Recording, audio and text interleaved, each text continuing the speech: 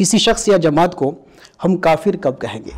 عوام میں علماء کے یہاں ایک اور چیز پائی جاتی ہے جسے گمراہیت کہتے ہیں، تضلیل کہتے ہیں۔ تو یہ کفر اور تضلیل میں فرق کیا ہے؟ اس کی وجہ سے اگر تمہیں کوئی کافر کہہ رہا ہے تو اس کو کافر کہنے دو، نادان ہے، تم اس کو کافر مت کہو۔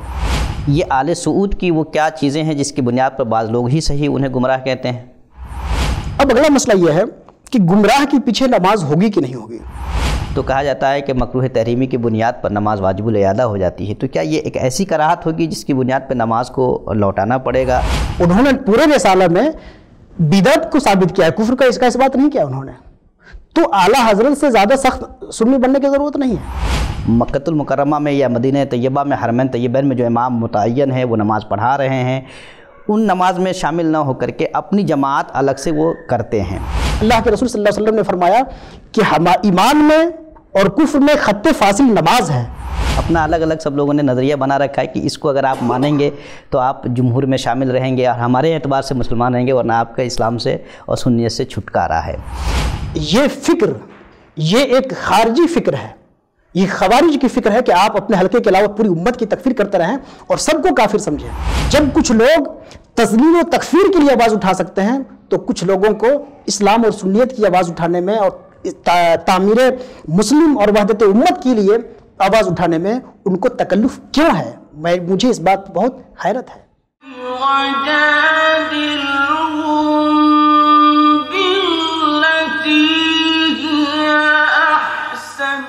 ناظرین کرام، السلام علیکم ورحمۃ اللہ وبرکاتہ۔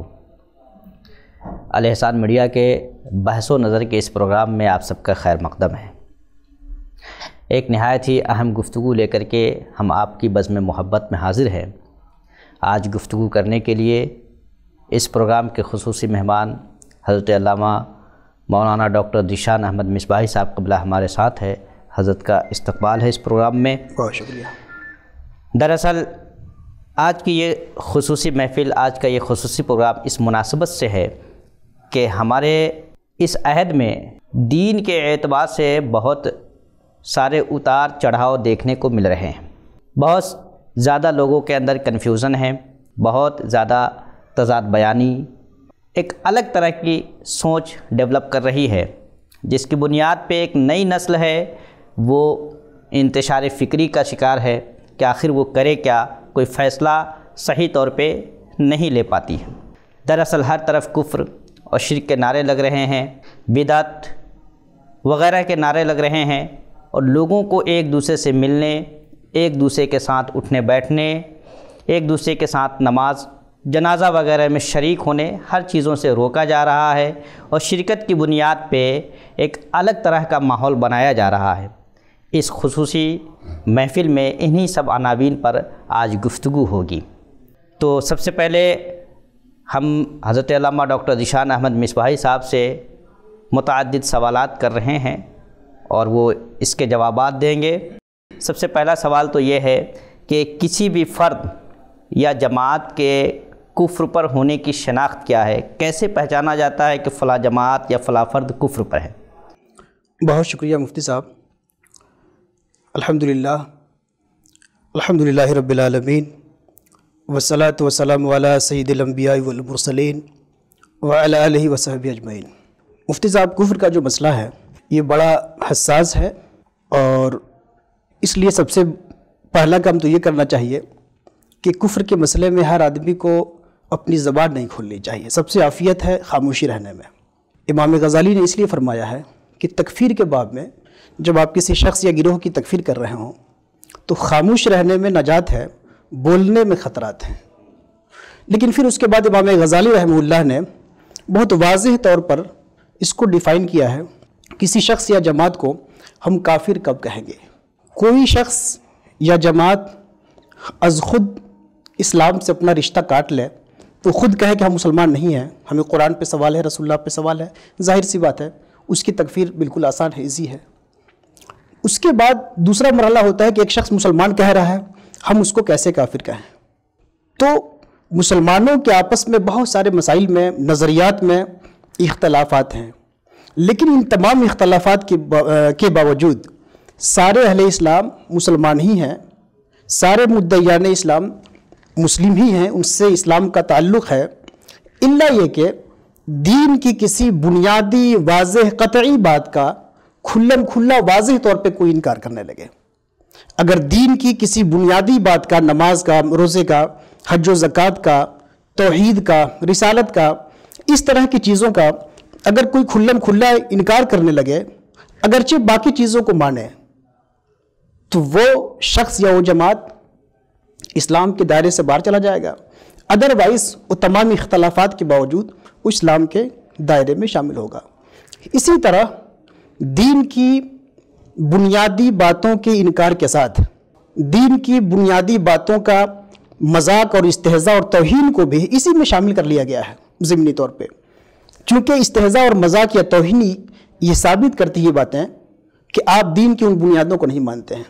تو اسی طرح دین کی بنیادی باتوں کا، دین کی ضروری باتوں کا، بدیہی باتوں کا، وہ باتیں جو رسول اللہ صلی اللہ علیہ وسلم سے جن کا انتساب یقینی ہو، جو تواتر اور قطعیت کے ساتھ ہم تک پہنچی ہوں، جن کی بنیادیں کتاب و سنت اور اجماع میں واضح طور پہ موجود ہو، ایسی کھلی باتوں کا کھلا انکار اگر کوئی کر رہا ہے یا ان کھلی باتوں کا کوئی مذاق، استہزاء، توہین کر رہا ہے تو اس کو ہم کافر کہیں گے۔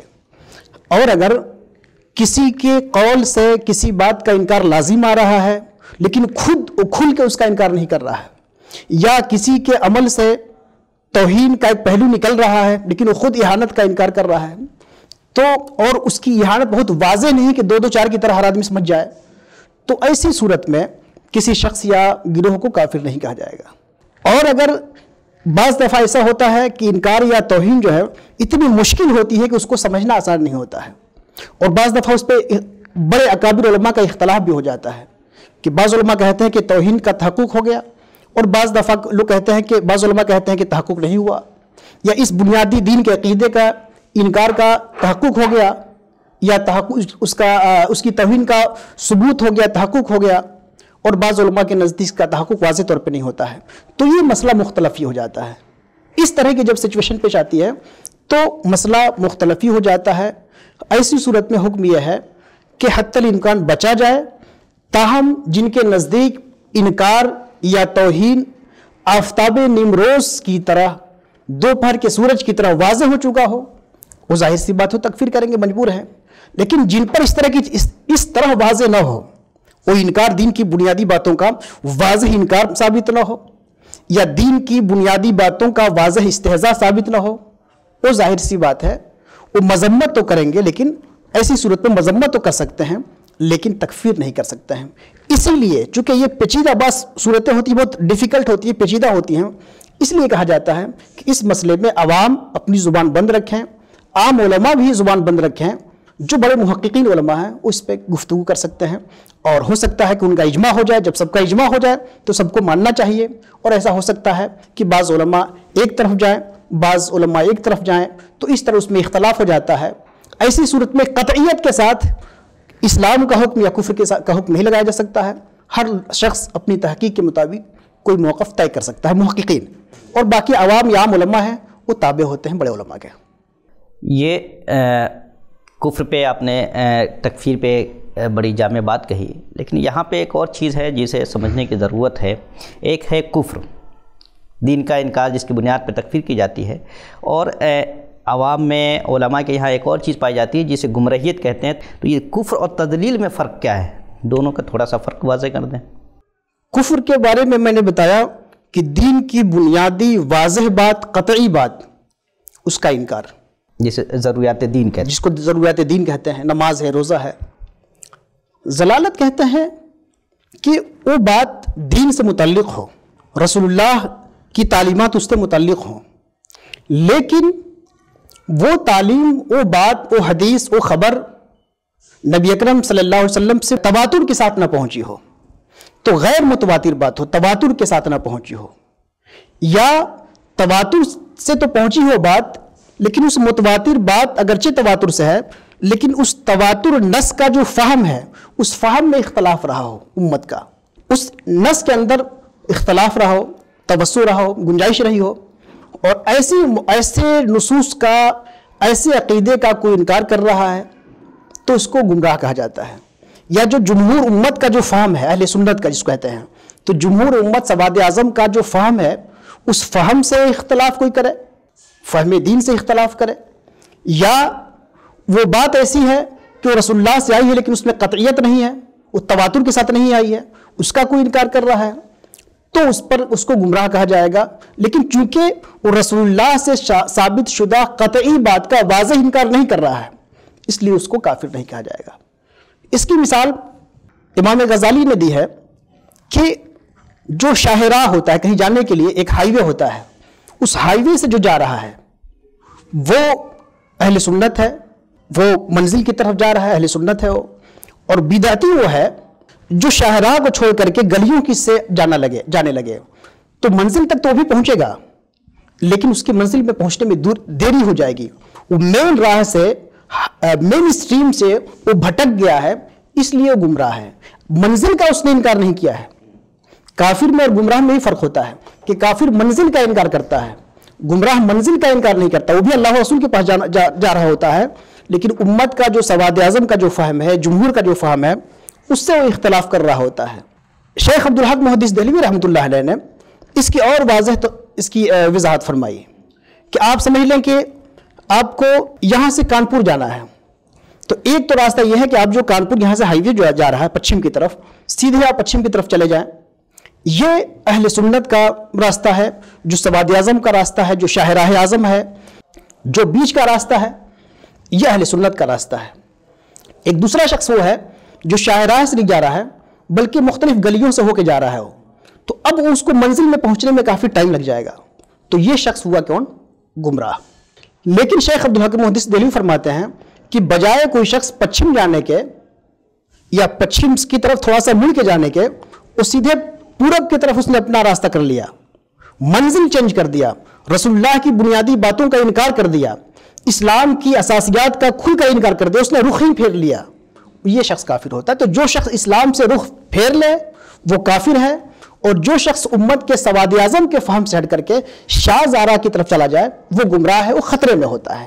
یہ ہے کافر اور گمراہ کا فرق۔ گمراہ تمام خطرات کے باوجود اور تمام کمزوریوں کے باوجود وہ دائرہ اسلام میں شامل ہوتا ہے، اسلام سے باہر نہیں ہوتا ہے۔ اس لیے گمراہ کے دو پہلو ہیں۔ ایک پہلو تو یہ ہے جو اس کی مذمت کا پہلو ہے۔ مذمت کا پہلو یہ ہے کہ اس نے امت کے سواد اعظم، امت کے جو عام فہم ہے اس سے اس نے اختلاف کیا ہے، اس لیے وہ بھٹکا ہوا ہے۔ لیکن اس کا ایک محمود پہلو ہے۔ محمود پہلو یہ ہے کہ باہر کے بھٹکنے کے باوجود بھی من جملہ اس نے رسول اللہ صلی اللہ علیہ وسلم کی تصدیق کی ہے، اسلام کی بنیادی باتوں کو تسلیم کیا ہے، تو بہرحال وہ مسلم ہے اور کفار سے، غیر مسلموں سے الگ ہے۔ کفر اور تکفیر کی گفتگو میں آپ نے ایک یہ بات بتائی کہ کبھی کبھی بعض مواقع پہ کسی کی عبارت یا کسی کا قول اس قدر پیچیدہ ہوتا ہے کہ علماء کا اختلاف ہو جاتا ہے اس کے فہم میں۔ بعض لوگوں پہ اس کی تکفیر واضح ہوتی ہے تو وہ تکفیر کر دیتے ہیں، اور بعض لوگوں پہ واضح نہیں ہوتی ہے تو وہ تکفیر نہیں کرتے ہیں، کف لسان کرتے ہیں یا بچتے ہیں تکفیر کرنے سے۔ تو ایسی صورت میں کیا بغیر اجماعی، بغیر حتمی اور بغیر تحقیقی بنیادوں پر اگر کسی نے کسی کی تکفیر کی ہے، اگرچہ ان کے نزدیک یہ واضح ہے لیکن وہ اختلافی ہو گئی ہے، تو کیا سب کو اس کی تکفیر کا ماننا ضروری ہے، یا جن پہ واضح نہیں وہ انکار کر سکتے؟ اس میں کیا ہے؟ کنفیوژن بہت زیادہ ہے کہ ایک صاحب نے کسی کی تکفیر کر دی تو اب سب لوگ اس کو کافر کہیں، اس کو ذرا واضح کر دیں۔ نہیں، جب اختلاف اس میں جب ہو گیا، جب اختلاف کی گنجائش ہو گئی تو اس کا مطلب ہی اجماع نہیں ہے، اور جب اجماع نہیں ہے تو اب بعد کے لوگوں کے لیے دو ہی آپشن ہے کہ یا تو وہ اپنے کسی معتمد عالم پہ اعتماد کریں، اس عالم کی اعتماد کو تسلیم کریں، اس کی تحقیق کو تسلیم کریں، یا خود صاحب الرائے ہیں تو خود اپنی تحقیق کریں۔ تو یا تو کسی محقق کی تحقیق پہ اعتماد یا اپنی تحقیقی دو راستے ہیں۔ چونکہ اس میں اختلاف ہو گیا ہے تو اختلاف ہونے کے بعد کسی ایک پہلو کی طرف جانا یہ ضروری نہیں ہے۔ اجماع، جو تکفیر میں اجماع کا جو آپ نے لفظ بولا، تو اس کا یہاں پہ دو مفہوم ہے۔ ایک تو یہ مفہوم ہے کہ وہ کفر جس بنیاد پہ تکفیر کی جا رہی ہے وہ ایسا کفر ہے کہ جس کو بعض علماء نے کفر کہا ہے، بعض علماء نے کفر نہیں کہا ہے۔ ہمارے فقہا کی کتابوں میں، علماء کی کتابوں میں بہت سارے مسائل ہیں کہ ایک ہی مسئلے کو کسی نے کہا یہ کفر ہے، کسی نے کہا ہے کفر نہیں ہے۔ تو اگر وہ بات ایسی ہے کہ اس نظریہ وہ نظریہ ایسا ہے کہ اس نظریہ کو کفر کہنے اور نہ کہنے میں علماء کے اختلافات رہے ہیں. تو ایسی صورت میں تحقیق یہ ہے کہ اس پہ چونکہ ہمارے متقدمین کا اس مسئلے میں تکفیر کے سلسلے میں اجماع نہیں ہے، اس لیے اس پہ تکفیر نہیں کی جائے گی. چونکہ اس پہ اجماع نہیں ہے، اس نظریے کے کفر ہونے پر اجماع نہیں ہے، اس لیے اس پہ تکفیر نہیں کی جائے گی. اجماع کا ایک دوسرا مطلب یہ ہے کہ ایک کوئی شخص ہے، ایک شخص متعین کے حوالے سے یا ایک گروہ متعین کے حوالے سے شرق تا غرب تمام علماء نے، تمام فرقوں نے اس کے کفر پر اتفاق کر لیا. اب کہتے ہیں کہ اس شخص پر اس کے کفر پہ اتفاق اور اجماع ہو گیا ہے، اس لیے بعد کے لوگوں کو اختلاف کی اس میں گنجائش نہیں رہتی ہے، تقریباً نہیں رہتی ہے. اور اگر کوئی ایسا شخص ہے یا کوئی ایسا گروہ ہے جس کے کفر پر اتفاق نہیں ہوا ہے، امت کا اجماع نہیں ہوا ہے، تو اس شخص کو یا اس گروہ کو کافر کہنا بعد کے لوگوں کے لیے ضروری نہیں، بلکہ تکفیر سے بچنے میں ہی سلامتی ہے. مثال کے طور پر روافض یا خوارج، ہمارے فقہا کی کتابوں میں بے شمار حوالے مل جائیں گے جس کے علماء نے لکھا کہ رافضی کافر ہیں، خارجی کافر ہیں، لیکن انہی کتابوں میں یا اسی طرح کی کتابوں میں بے شمار حوالے ایسے مل جائیں گے کہ تحقیق یہ ہے کہ روافض اور خوارج کافر نہیں ہیں. تو چونکہ روافض اور خوارج کی کفر کے معاملے میں اختلاف ہو گیا، اس لیے تحقیق یہ ہے کہ ان کو ہم کافر نہیں کہیں گے، نہ روافض کو کافر کہیں گے نہ خوارج کو کافر کہیں گے، ہے نا، بلکہ ان کو یہ کہیں گے کہ یہ مین اسٹریم سے اسلام کی شاہراہ سے تھوڑے بھٹکے ہوئے لوگ ہیں، لیکن باہر کیف وہ مسلمان ہیں. دوسری طرف ایک ایسا گروہ جو یہ کہے کہ حضور کے بعد علی پیغمبر ہیں، علی نبی ہیں، تو اگر حضرت علی کی نبوت کا کوئی قائل ہے تو یہ ایک ایسا عقیدہ ہے جس پہ شرق تا غرب، اہل تشیع، خوارج، اہل سنت، معتزلہ، یعنی جتنے بڑے فرقے ہیں اسلام کے، سب کا اتفاق ہے کہ جو حضرت علی کی الوہیت کا قائل ہو وہ یا رسالت کا قائل ہو وہ کافر ہے. لہٰذا حضرت علی کی الوہیت کا کوئی قول کر رہا ہے کوئی خاص شخص یا خاص گروہ تو وہ تو کافر ہوگا. لیکن یہ نظریہ چونکہ تمام روافض کا نہیں ہے، تمام اہل تشیع کا نہیں ہے، تو پوری جماعت کو آپ کافر نہیں کہہ سکتے، اس لیے کہ یہ جماعت تو خود ہی ایسے لوگوں کی تکفیر کرتی ہے. لہٰذا اگر کسی فکر پہ، کسی نظریے پہ یا کسی گروہ پہ اختلاف ہو گیا ہے تو اختلاف کے بعد بہتر یہی ہے کہ تکفیر سے بچا جائے. اور اس کے علاوہ جہاں تک یہ بات ہے کہ بلا تحقیق کسی کو کافر کہنے کی بات، تو بلا تحقیق کافر کہنا تو بڑی بات ہے. بلا تحقیق اگر آپ کسی پہ معمولی تہمت بھی لگاتے ہیں، معمولی الزام بھی لگاتے ہیں، آپ خطا کار ہوتے ہیں، آپ گناہ کبیرہ کے مرتکب ہوتے ہیں، آپ ایک مومن کی توہین کے مرتکب ہوتے ہیں، آپ ایک شرعی حکم کی پامالی کے مرتکب ہوتے ہیں، اور معمولی تہمت کسی شخص پہ، معمولی افعال کا کردار کی تہمت یہ ناجائز و حرام ہے، تو آپ سوچئے کہ بغیر تحقیق کے کسی پر ضلالت کی تہمت یا کفر کی تہمت یہ کتنا بڑا گناہ ہے جس کا آپ اندازہ نہیں کر سکتے.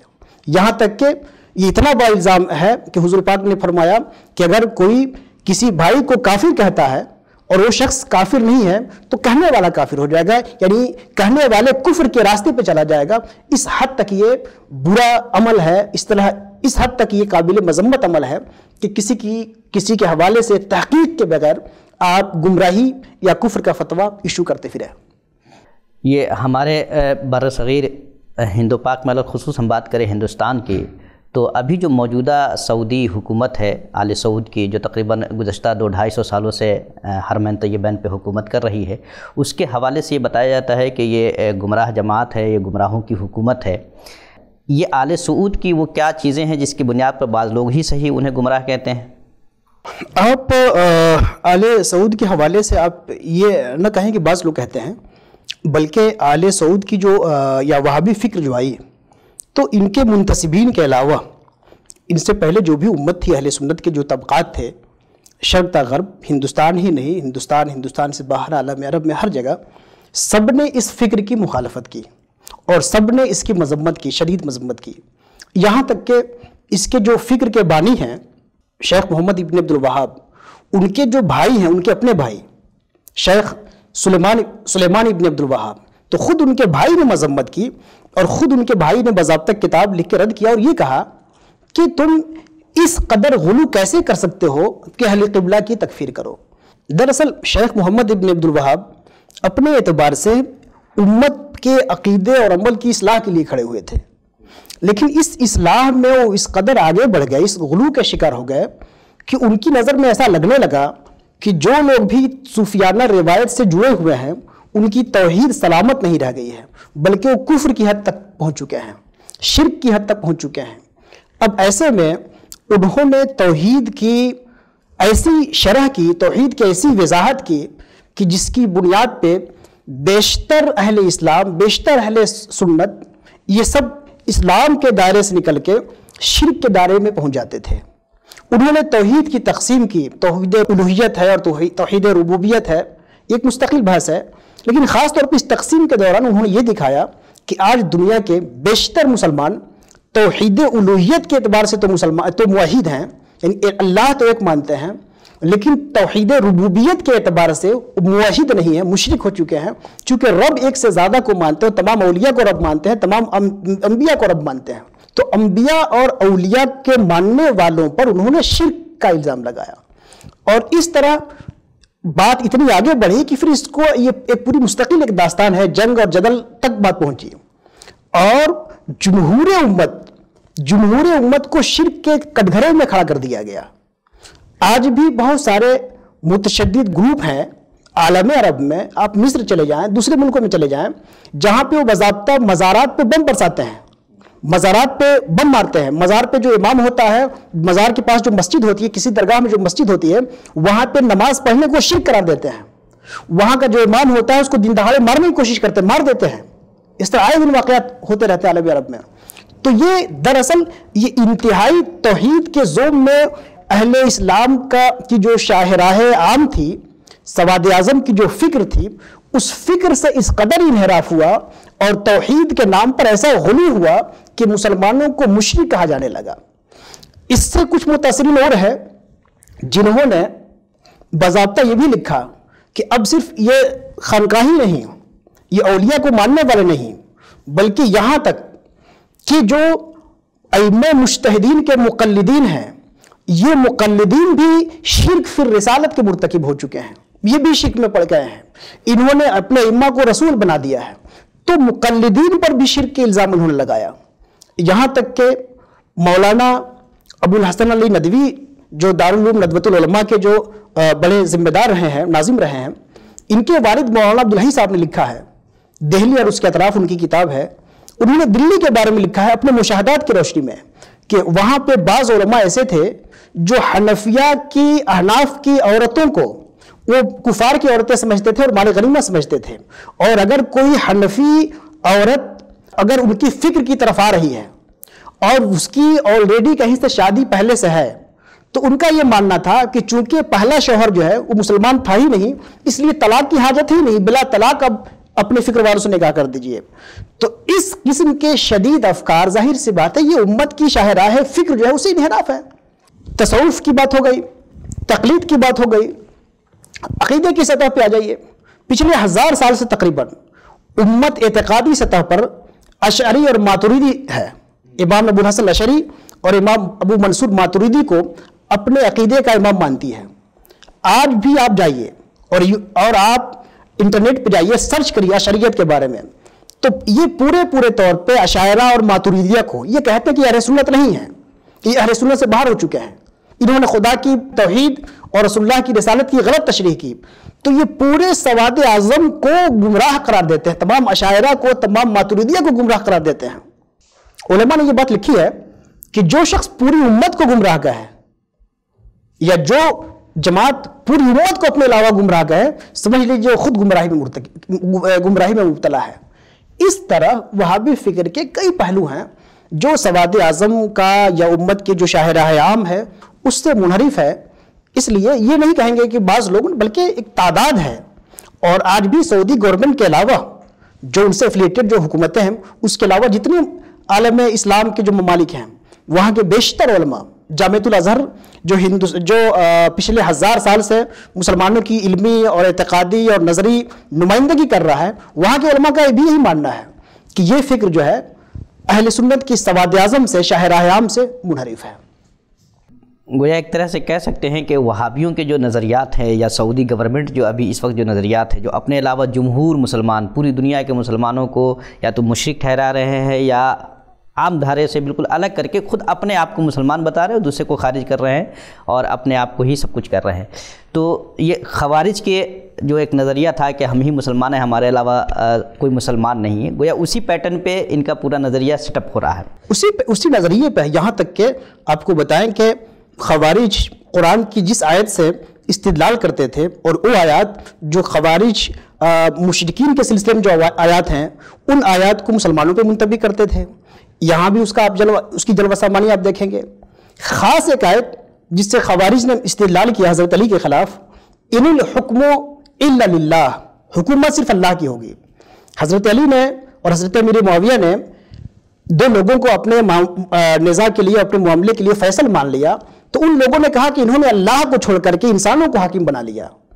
چنانچہ اس فکر کے جو غالی علماء ہیں، سارے نہیں، اس فکر کے جو غالی علماء ہیں وہ یہ مانتے ہیں کہ وہ تمام علماء و تمام مسلمان جو جمہوری ریاست کو درست سمجھتے ہیں، وہ تمام دنیا کے حکام جن کے تعلقات امریکہ سے ہیں یا یورپ سے ہیں یا کفری ممالک سے ہیں، ان تمام کو کہتے ہیں کہ یہ لوگ خدا کی حاکمیت کو چھوڑ کر کے یورپ کی حاکمیت کو اپنا لیا ہے، اور یہ حکومت کے معاملے میں ان الحکم الا للہ کا انکار کر کے یہ حکومت کے معاملے میں مشرک ہو چکے ہیں۔ تو تمام حکام کو اگر کوئی کمیونسٹ پارٹی جوائن کر لے، اگر کوئی کسی سیاسی پارٹی کو جوائن کر لے، اس کے بارے میں باضابطہ فتویٰ ایشو کر دیتے ہیں کہ یہ جو ہے مشرک ہو گیا، یہ اسلام سے نکل گیا۔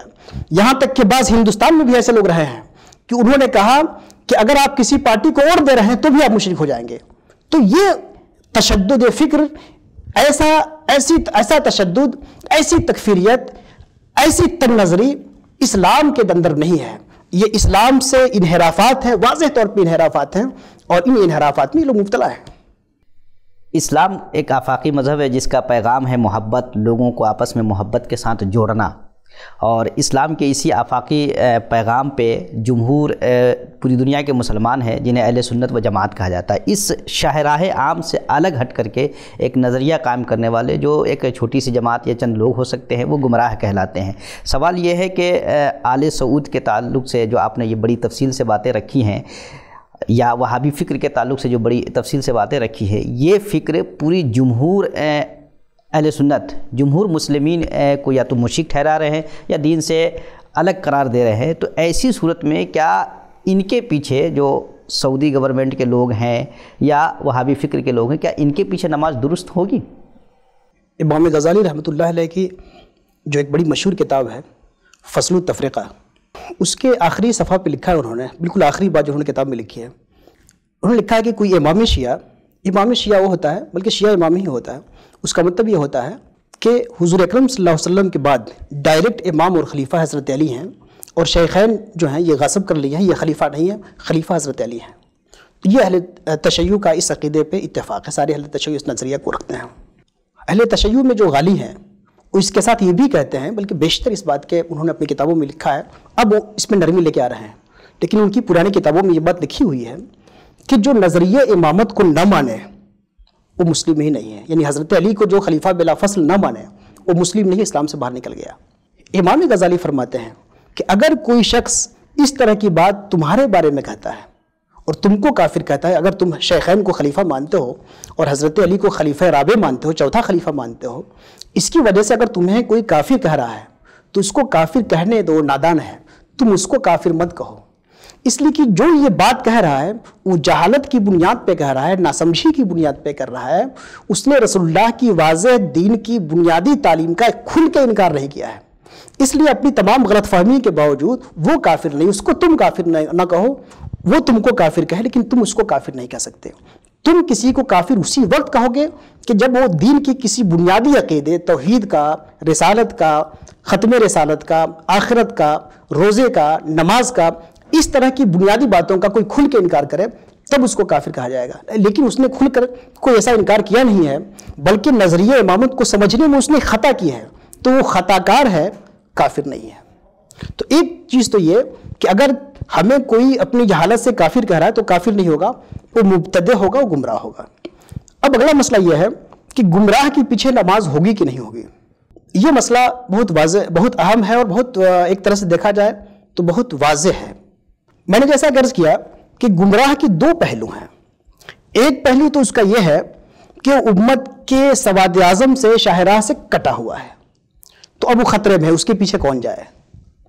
دوسرا اس کا پہلو یہ ہے کہ لا کٹا رہے، وہ المسلمون میں شامل ہے، اور المسلمون کا جسد واحد، تمام مسلمان ایک جسم کی طرح ہیں، وہ بھی جسم اسلام کا ایک حصہ ہے، تو بہرحال وہ مسلمان ہے۔ دوسرا پہلو ہے نماز کی اقتداء کا جو مسئلہ ہے، وہ بڑا نازک مسئلہ ہے، لیکن آپ جانتے ہیں کہ تمام فقہ کی تمام کتابوں میں امام کی جو شرائط لکھے ہیں، ان شرائط میں یہ لکھا ہے کہ امام مسلمان ہو۔ کسی بھی کتاب میں یہ نہیں لکھا ہے کہ امامت کی شرائط میں سے یہ ہے کہ وہ اہل سنت ہو، سنی ہو۔ تو امام بننے کی شرط یہ نہیں ہے کہ کوئی سنی ہو، بلکہ امام ہونے کی شرط یہ ہے کہ مسلمان ہو۔ اب ایسی صورت میں جو بھی مسلمان ہے اس کے پیچھے نماز ہوگی، چاہے وہ سنی مسلمان ہو یا بدعتی اور گمراہ مسلمان ہو۔ لیکن ایک دوسرا مرحلہ یہ ہے کہ آپ کیا ایک ایسے شخص کو امام بنائیں گے جو بدعتی ہے، جو گمراہ ہے، جو شاہراہ عام سے بھٹکا ہوا ہے؟ تو ظاہر ہے کہ ایک ایسا شخص جو شاہراہ امت سے بھٹکا ہوا ہے، اس کو امام نہیں بنانا چاہیے۔ اسی لیے تمام ائمہ نے لکھا ہے کہ گمراہ کے پیچھے نماز مکروہ ہوگی، شدید مکروہ ہوگی، کسی نے شدید مکروہ ہوگی یا مکروہ ہوگی، کراہت سے خالی نہیں ہے، اس لیے گمراہ کو امام نہیں بنانا چاہیے۔ لیکن اگر گمراہ کو اپنے امام نہیں بنایا ہے اور خود مقرر امام ہے، تو ایسی صورت میں اس کے پیچھے نماز پڑھی جائے گی۔ نماز پڑھنے میں کوئی حرج نہیں ہے، بلکہ نماز نہ پڑھنے میں حرج ہے۔ سوال یہ ہے کہ آپ دیکھیے حضرت عثمان غنی رضی اللہ عنہ، حضرت عثمان غنی رضی اللہ عنہ کو باغیوں نے، شدید گمراہوں نے گھیر لیا، حرم نبوی کو گھیر لیا، حرم مسجد نبوی کو گھیر لیا، مسجد نبوی میں امامت کرنے لگے، اور حضرت عثمان غنی خلیفہ راشد گھر میں قید تھے، اور یہ بلوائی ہر طرف چھائے ہوئے تھے، یہاں تک کہ مسجد کی امامت بھی کر رہے تھے۔ ایک صاحب حضرت عثمان غنی رضی اللہ عنہ کے پاس گئے، انہوں نے کہا کہ حضور، عامت المسلمین کے امام آپ ہیں اور یہ فتنوں کے امام ہیں، یہ لوگ فتنوں کے امام ہیں، تو کیا ان فتنوں کے اماموں کے پیچھے ہم نماز پڑھیں؟ حضرت عثمان غنی نے فرمایا کہ ان کا فتنہ جو کچھ ہے، جیسا کچھ ہے، جتنا بدتر ہو، ایک الگ بات ہے، لیکن وہ نماز فتنے کی نہیں پڑھتے، نماز اللہ کی پڑھتے ہیں۔ اس لیے جب وہ اللہ کی نماز پڑھیں، اللہ کی نماز کی طرف بلائیں تو جاؤ نماز پڑھو، جب فتنے کی طرف بلائیں تو مت آؤ۔ حضرت عبداللہ ابن عمر رضی اللہ عنہ، صحابی رسول اور جلیل القدر صحابی، جب حضرت عبداللہ ابن زبیر کا معرکہ چل رہا تھا خوارج کے ساتھ اور مکۃ المکرمہ میں، یہ وہ دور تھا کہ کافی ایک لمبی داستان ہے خونریزی کی۔ پھر ایک وقت آیا جب حضرت عبداللہ ابن زبیر میں اور ان خوارج میں معاہدہ ہو گیا۔ اس معاہدے کے بعد، اس صلح کے بعد، ایک وقت حضرت عبداللہ بن زبیر نماز پڑھاتے تھے حرم مکہ میں، اور دوسرے وقت ایک خارجی تھا، ایک بدعتی تھا، ایک گمراہ تھا بدترین، وہ نماز پڑھاتا تھا۔ حضرت عبداللہ بن عمر عبداللہ بن زبیر کے پیچھے بھی پڑھتے تھے اور اس خارجی کے پیچھے بھی پڑھتے تھے۔ ایک شخص آیا، اس نے پوچھا حضرت عبداللہ بن عمر سے کہ حضور، آپ ایسے لوگوں کے پیچھے نماز پڑھ رہے ہیں جو مسلمانوں کا قتل عام کرتے ہیں، آپ کیا کام کر رہے ہیں؟ آپ ان کے پیچھے نماز پڑھنی چاہیے، یہ مسلمانوں کے قاتل ہیں اور حرم کی توہین کرنے والے ہیں، کیا ان کے پیچھے نماز پڑھی جائے گی؟ حضرت عبداللہ بن عمر نے فرمایا، جب یہ کہتے ہیں حی علی الصلاح، حی علی الفلاح، نماز کی طرف آؤ، کامیابی کی طرف آؤ، تو میں ان کی آواز پہ جاتا ہوں اور نماز پڑھتا ہوں۔ جب وہ کہتے ہیں حی علی الفتنہ، حی علی قتل المسلمین، جب وہ ہمیں مسلمانوں کے قتل کی طرف بلاتے ہیں تو میں نہیں جاتا ہوں، اس لیے ان کا فتنہ ان کے ساتھ ہے، لیکن میں ان کی اطاعت جو کرتا ہوں وہ نماز کی اطاعت کرتا ہوں، اور نماز اللہ کی پڑھتے ہیں۔ اس کے علاوہ حجاج بن یوسف، جو بدترین فاسق، بدترین ظالم، بدترین بدعتی تھا، مختار ثقفی، جو بدترین گمراہ تھا، ان لوگوں کے پیچھے اس عہد میں صحابہ اور تابعین نمازیں پڑھتے تھے، اور کہیں یہ نہیں ہے کہ وہ نماز دہراتے بھی ہوں، تو نماز پڑھتے تھے اور دہراتے بھی نہیں تھے۔ اس لیے اہل بدعت اور اہل فسق اپنی تمام بدعات کے باوجود، اپنی تمام فسق کے باوجود بہرحال مسلم ہے اور نماز کی شرطوں میں سے اسلام ہے، یہ شرط پائی جا رہی ہے، لہذا اقتداء درست ہے۔ البتہ جہاں آپ کو اختیار ہے، اپنے اختیار سے کسی گمراہ کو امام نہ بنائیے۔ جہاں پہ آپ کا اختیار ہو، جہاں آپ کا پاور ہو، آپ اہل سنت کو امام بنائیے، اور اپنے اختیار کے باوجود کسی بدعتی کو امام بنا رہے ہیں، یہ ناجائز عمل ہے، یہ ایسا نہیں ہونا چاہیے۔ تو گویا کی باتیں دو ہوئی، ایک ہے کسی گمراہ کو امام بنانا یہ جائز نہیں ہے، اور کسی گمراہ کے پیچھے اگر نماز پڑھ لی تو یہ نماز جائز ہوگی۔ یہاں تک کہ جمہور اہل سنت، احناف، شوافع، مالکیہ اور حنابلہ کا موقف یہی ہے کہ اگر بدعتی کے پیچھے نماز پڑھی تو یہ نماز کراہت کے ساتھ نماز ہو جائے گی۔ امام مالک کا اور امام احمد کا ایسا قول ہے جس سے عدم جواز بھی بعض لوگوں نے ثابت کیا ہے، لیکن مالکیہ اور حنابلہ کے محققین کا یہی مذہب ہے کہ نماز ہو جائے گی۔ اسی طرح پچھلی صدی میں اہل سنت کے ایک بڑے نمائندہ عالم اعلیٰ حضرت مولانا شاہ احمد رضا خان فاضل بریلوی نے اسی موضوع پہ مستقل رسالہ لکھا، اور النہی العقید کے نام سے ایک مستقل رسالہ وہابیہ اور غیر مقلدین کی اقتداء کے حوالے سے لکھا۔ اس میں کہیں بھی یہ نہیں لکھا کہ اگر ان کے پیچھے نماز پڑھی تو نماز نہیں ہوگی۔ ہاں یہ ضرور کہا ہے کہ بعض علماء نے یہ کہا ہے کہ نماز نہیں ہوگی، لیکن اس کو انہوں نے اپنا موقف نہیں بنایا ہے۔ انہوں نے یہی کہا ہے کہ اگر آپ کو اختیار ہے اور اختیار ہوتے ہوئے کسی کو آپ نے امام بنایا تو آپ نے ایک ناجائز کام کیا، آپ نے ایک مکروہ کام کیا، لیکن جہاں پہ اختیار نہیں ہے وہاں یہ نہیں کہا کہ اگر اختیار آپ کو امام بنانے پہ نہیں ہے وہاں بھی آپ کی نماز نہیں ہوگی، اس کا کوئی ذکر نہیں کیا۔ ان کی گفتگو کا بھی محور یہی ہے کہ جہاں پہ آپ کو اختیار ہے وہاں پہ اپنے اختیار سے اہل سنت کو امام بنائیے، اہل بدعت کو امام مت بنائیے۔ اور ان کا بھی گویا کہ فیصلہ یہی ہے، پورے رسالے کو آپ غور سے پڑھیے تو انہوں نے فیصلہ یہی کیا ہے کہ اہل بدعت کے پیچھے نماز ہو جاتی ہے۔ الگ بات ہے کہ مکروہ ہوتی ہے اور شدید مکروہ ہوتی ہے۔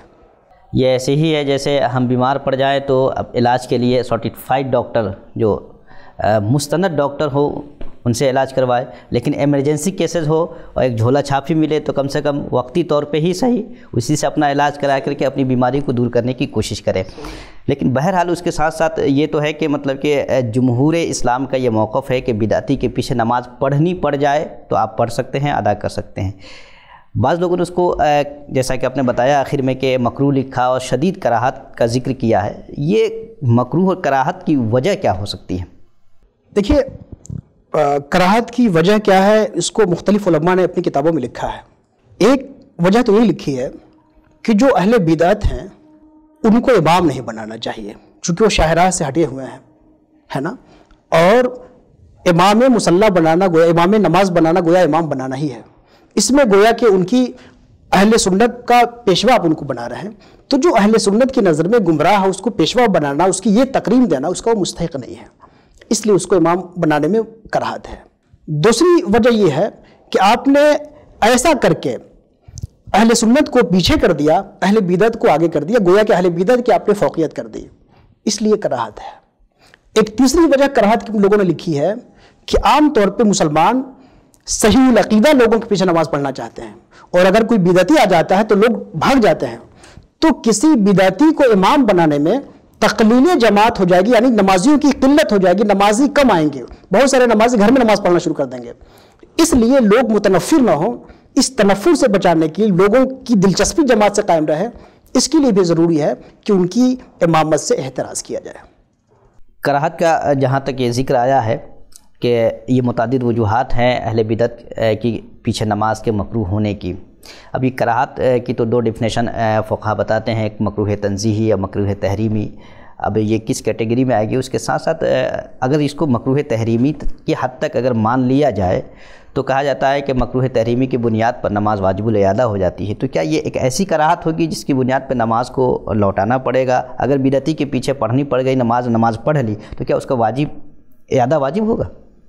دیکھیے یہ بات درست ہے کہ اس کراہت کی تشریح میں دونوں طرح کے اقوال موجود ہیں، کراہت تنزیہی کے بھی اقوال موجود ہیں اور کراہت تحریمی کے بھی اقوال موجود ہیں، لیکن جہاں تک میں نے غور کیا عام بڑے فقہا جو محقق فقہا ہیں انہوں نے कराहत तंज़ीही का ही कौल किया है और कराहत तहरीमी का कौल नहीं किया है।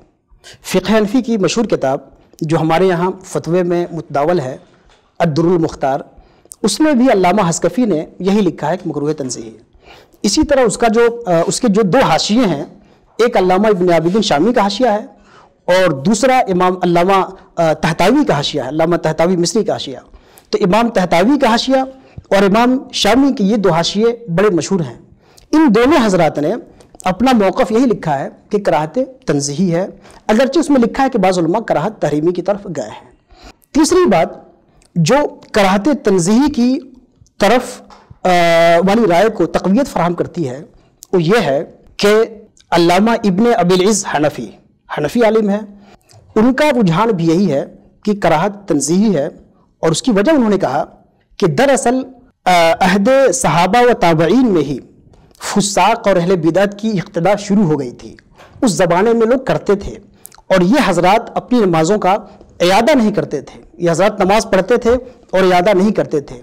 इन सलफ़ का अमल, इन असलाफ़ का अमल, उनकी ये रविश ये बताती है कि ये कराहत तंज़ीही कराहत है, तहरीमी कराहत नहीं है। इसलिए कराहत तंज़ीही का जो मौक़िफ़ है यही ज़्यादा वाज़ेह है। बहर कैफ अगर कराहत तहरीमी की भी कोई बात करे तो कराहत तहरीमी के सिलसिले में यह है कि जो लोग इसके कायल हैं कराहत तहरीमी के, वो ठीक है, वो वाजिबुल इयादा कर सकते हैं, अपना इयादा करेंगे। लेकिन किस कराहत तहरीमी की बुनियाद पे नमाज वाजिबुल इयादा होगी, ये भी एक बात तफसीली मसला है। उस कराहत तहरीमी की बुनियाद पर नमाज वाजिबुल इयादा होती है जो कराहत तहरीमी नमाज का बज़ाब्ता जुज़ हो। खैर, इससे क़त्ए नज़र करके जो आम मौक़िफ़ है, आम मुहक़्क़ीन का मौक़िफ़ है, तो यही मौक़िफ़ है कि ये कराहत तंज़ीही है और कराहत तंज़ीही के साथ पढ़ी जाने वाली नमाज वाजिबुल इयादा नहीं होती है। अगर कोई इयादा कर रहा है तो हम ये कह सकते हैं कि ठीक है, उसका एहतियात है, उसका तक़वा है, इससे ज़्यादा हम कुछ नहीं कह सकते। ये तो बात आ गई कि अहले बिदअत की इक़्तिदा की जा सकती है, है मजबूरी। लेकिन इमाम अबू हनीफ़ा रहमतुल्लाह अलैह का एक कौल इस तरह का पाया जाता है कि वो ये बयान करते हैं कि अहले अहवा के पीछे नमाज दुरुस्त नहीं है। तो फिर उस कौल की क्या ताबीर होगी? हाँ, बात सही है। इमाम अबू हनीफ़ा रहमतुल्लाह से एक कौल मनक़ूल है कि ला तजुज़ु सलात खल्फ़ अहलिल अहवा, अहले बिदअत के पीछे नमाज जायज़ नहीं है। लेकिन इमाम अबू हनीफ़ा रहमतुल्लाह की इस बात को समझने के लिए इमाम अबू हनीफ़ा की एक और बात हमें पेश नज़र रखनी चाहिए कि इमाम अबू हनीफ़ा ने फरमाया है कि मुनाजरा करने वालों के पीछे भी नमाज जायज़ नहीं है। जिस तरह अहले अहवा के पीछे नमाज जायज़ नहीं है, उसी तरह जो मुनाजरीन हैं वो चाहे अहले बिदअत के हों या अहले सुन्नत के हों, इन मुनाजरीन के पीछे भी इमाम अबू हनीफ़ा ने कहा कि नमाज जायज़ नहीं होगी। एक शख्स के बारे में किसी ने बताया फ़लाँ खल्क़े कुरान के मसले में मुनाजरा कर रहे हैं। इमाम अबू हनीफ़ा ने फरमाया कि उनके पीछे नमाज मत पढ़ो। लोगों ने पूछा कि एक शख्स खल्क़े कुरान एक बिदअती अक़ीदे का कायल है, उसके पीछे नमाज ना पढ़ो, तो समझ में आता है, लेकिन जो मुनाजरा कर रहा है उसके पीछे क्यों नमाज ना पढ़ो? तो इमाम साहब ने फरमाया ये जदल करके बिदअत को फ़रोग़ दे रहा है। इसी तरह का एक कौल इमाम अबू यूसुफ़ रहमतुल्लाह का भी है कि मुतकल्लिम के पीछे या मुनाजिर के पीछे नमाज नहीं होगी, नमाज जायज़ नहीं है, ला तजुज़ जायज़ नहीं है। तो जो लोग भी आपसे इस मसले पे बहस करें तो सबसे पहले तो ये कह दीजिए कि इस तरह के मुबाहिसीन और मुनाजरीन के पीछे इमाम अबू हनीफ़ा रहमतुल्लाह के मसले के मुताबिक नमाज जायज़ नहीं है। इसलिए आज से बिदअतियों के अलावा के साथ जो है हम आपके पीछे भी नमाज तर्क कर रहे हैं। एक तो खैर ये हुआ एक इल्ज़ामी बात हुई बतौर तफरीह। अब असल मसले पे आइए। इमाम अबू हनीफ़ा रहमतुल्लाह ने और तमाम अहनाफ ने और पूरी उम्मत ने, अहले सुन्नत ने, सब ने यही इत्तेफाक किया है कि इमामत के लिए इस्लाम की शर्त है, सुन्नियत की शर्त नहीं है। और इमाम अबू हनीफ़ा रहमतुल्लाह ने अहले बिदअत को मुसलमानों में शामिल रखा है। इसकी पूरी तफसील हमारी किताब में भी है और भी जगहों पे है। तो इमाम अबू हनीफ़ा रहमतुल्लाह भी अहले बिदअत को, खवारिज को, नवासिब को, रवाफिज़ को, दिगर फ़िरक़ों को जो अहले क़िबला हैं, इन सबको अहले क़िबला शुमार किया है, इनको मुसलमान शुमार किया है, इनको काफिर नहीं कहा है। इस उसूल की रोशनी में देखिए तो इमाम अबू हनीफ़ा का भी मौक़िफ़ यही बनता है कि नमाज सही होनी चाहिए। इसके अलावा तमाम अइम्मा अहनाफ ने इस पर इत्तफ़ाक़ किया है कि अहले बिदअत के पीछे नमाज होगी। तो तमाम अइम्मा अहनाफ का इत्तफ़ाक़ करना ये बताता है कि इमाम अबू हनीफ़ा का जो कौल है उसका कुछ मतलब अलग है। उसका मतलब क्या है? इस मतलब की वजाहत मुख्तलिफ उलमा ने की है। علامہ شامی نے کی ہے، علامہ کمال الدین ابن حمام نے فتح القدیر میں کی ہے، اعلیٰ حضرت فاضل بریلوی نے اس کی طرف اشارہ کیا ہے اپنے رسالے میں. اور وہ وضاحت یہ ہے کہ جو عربی کا جو لفظ ہے لا تجوز، یجوز اور لا یجوز، تو جائز نہیں ہے. یہ لفظ فقہ کی کتابوں میں دو معنی پہ استعمال ہوتا ہے. ایک معنی ہے صحیح کے معنی میں، لا یجوز صحیح نہیں ہے، اور ایک ہے لا یجوز لا یحل کے معنی میں، حلال نہیں ہے. دو معنی میں. تو اگر لا تجوز کا معنی اگر لا تصح ہو تب تو بات سمجھ میں آتی ہے کہ نماز صحیح نہیں ہوگی. لیکن یہاں پہ دوسرا ایک معنی قابل احتمال ہے، یہاں پہ محتمل ہے. وہ کیا ہے؟ لا تحل، کہ حلال نہیں ہوگی.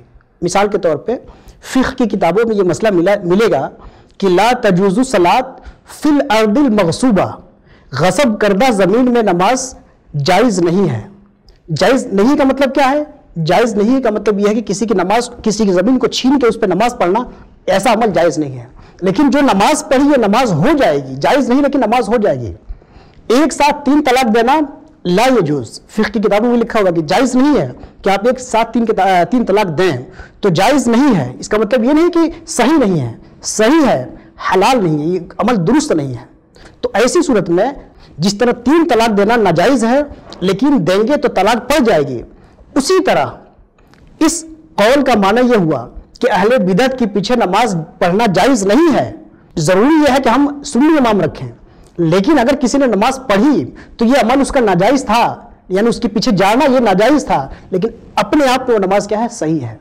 تو یہ وضاحت ہے، جو وضاحت ذیشان مصباحی کی وضاحت نہیں ہے، یہ امام ابن حمام صاحب فتح القدیر کی وضاحت ہے. اور اسی وضاحت کی طرف اشارہ کیا ہے اعلیٰ حضرت فاضل بریلوی نے اپنے رسالہ النہی العقید کے اندر. تو اس اعتبار سے امام طحاوی وغیرہ، اس اعتبار سے دیکھیے تو اس کا مطلب یہ ہوا کہ اہل بدعت کو امام بنانا جائز نہیں ہے، لیکن اگر پڑھ لی نماز تو گویا کہ آپ پہ واجب تھا، آپ پہ ضروری تھا گویا کہ کسی سنی امام کو رکھتے. لیکن اگر اہل بدعت کے پیچھے پڑھ لیا آپ نے تو کراہت کے ساتھ صحیح نماز ہو جائے گی. یہ معنی ہے جس کو تمام ائمہ حنفیہ نے لکھا ہے. اس پہ اہل احناف کا یہاں تک کہ ائمہ اربعہ کا اتفاق ہے، اور اس کے خلاف جو قول ہے وہ بعض قول ہے، لیکن مجموعی طور پہ ائمہ اربعہ کا جمہور متفقہ موقف یہی ہے کہ کراہت کے ساتھ نماز تصح، نماز صحیح ہے. 2 چیزیں اس میں مجھے سمجھ میں آتی ہے. ایک تو یہ ہے کہ امام بنانا، اہل بدعت میں سے کسی بھی فرد کو امام بنانا یہ درست نہیں ہے. کوشش آدمی یہ کرے کہ متقی پرہیزگار اہل سنت سے ہو تو اس کو امام بنائے، اس کے پیچھے نماز پڑھے. جبکہ ایک روایت یہ بھی ہے کہ صلو خلف کل بر و فاجر، ہر نیک و فاجر کے پیچھے نماز پڑھو. لیکن جہاں آپشن ہی نہ ہو، جیسے مثال کے طور پہ جو لوگ جا رہے ہیں سعودی عربیہ، ان کے پاس دوسرا آپشن نہیں ہے، وہاں امام منتخب ہے سعودی گورنمنٹ کا، وہی امام نماز پڑھائے گا، دوسرا وہاں نماز نہیں پڑھا سکتا. تو جہاں آپشن نہ ہو تو کیا وہاں بھی کراہت باقی رہے گی؟ جس طریقے سے قرآن کی ایک آیت ہے جس میں اللہ تعالیٰ نے چند چیزوں کے حرام ہونے کا قول کیا اور کہا کہ فَنِسْتُرَّ غَيْرَ بَاغٍ وَلَا عَادٍ، کہ اگر آدمی حالت اضطرار میں پڑ جائے تو ایسی صورت میں اس کے لیے وہ آپشن اٹھا دیا جاتا ہے.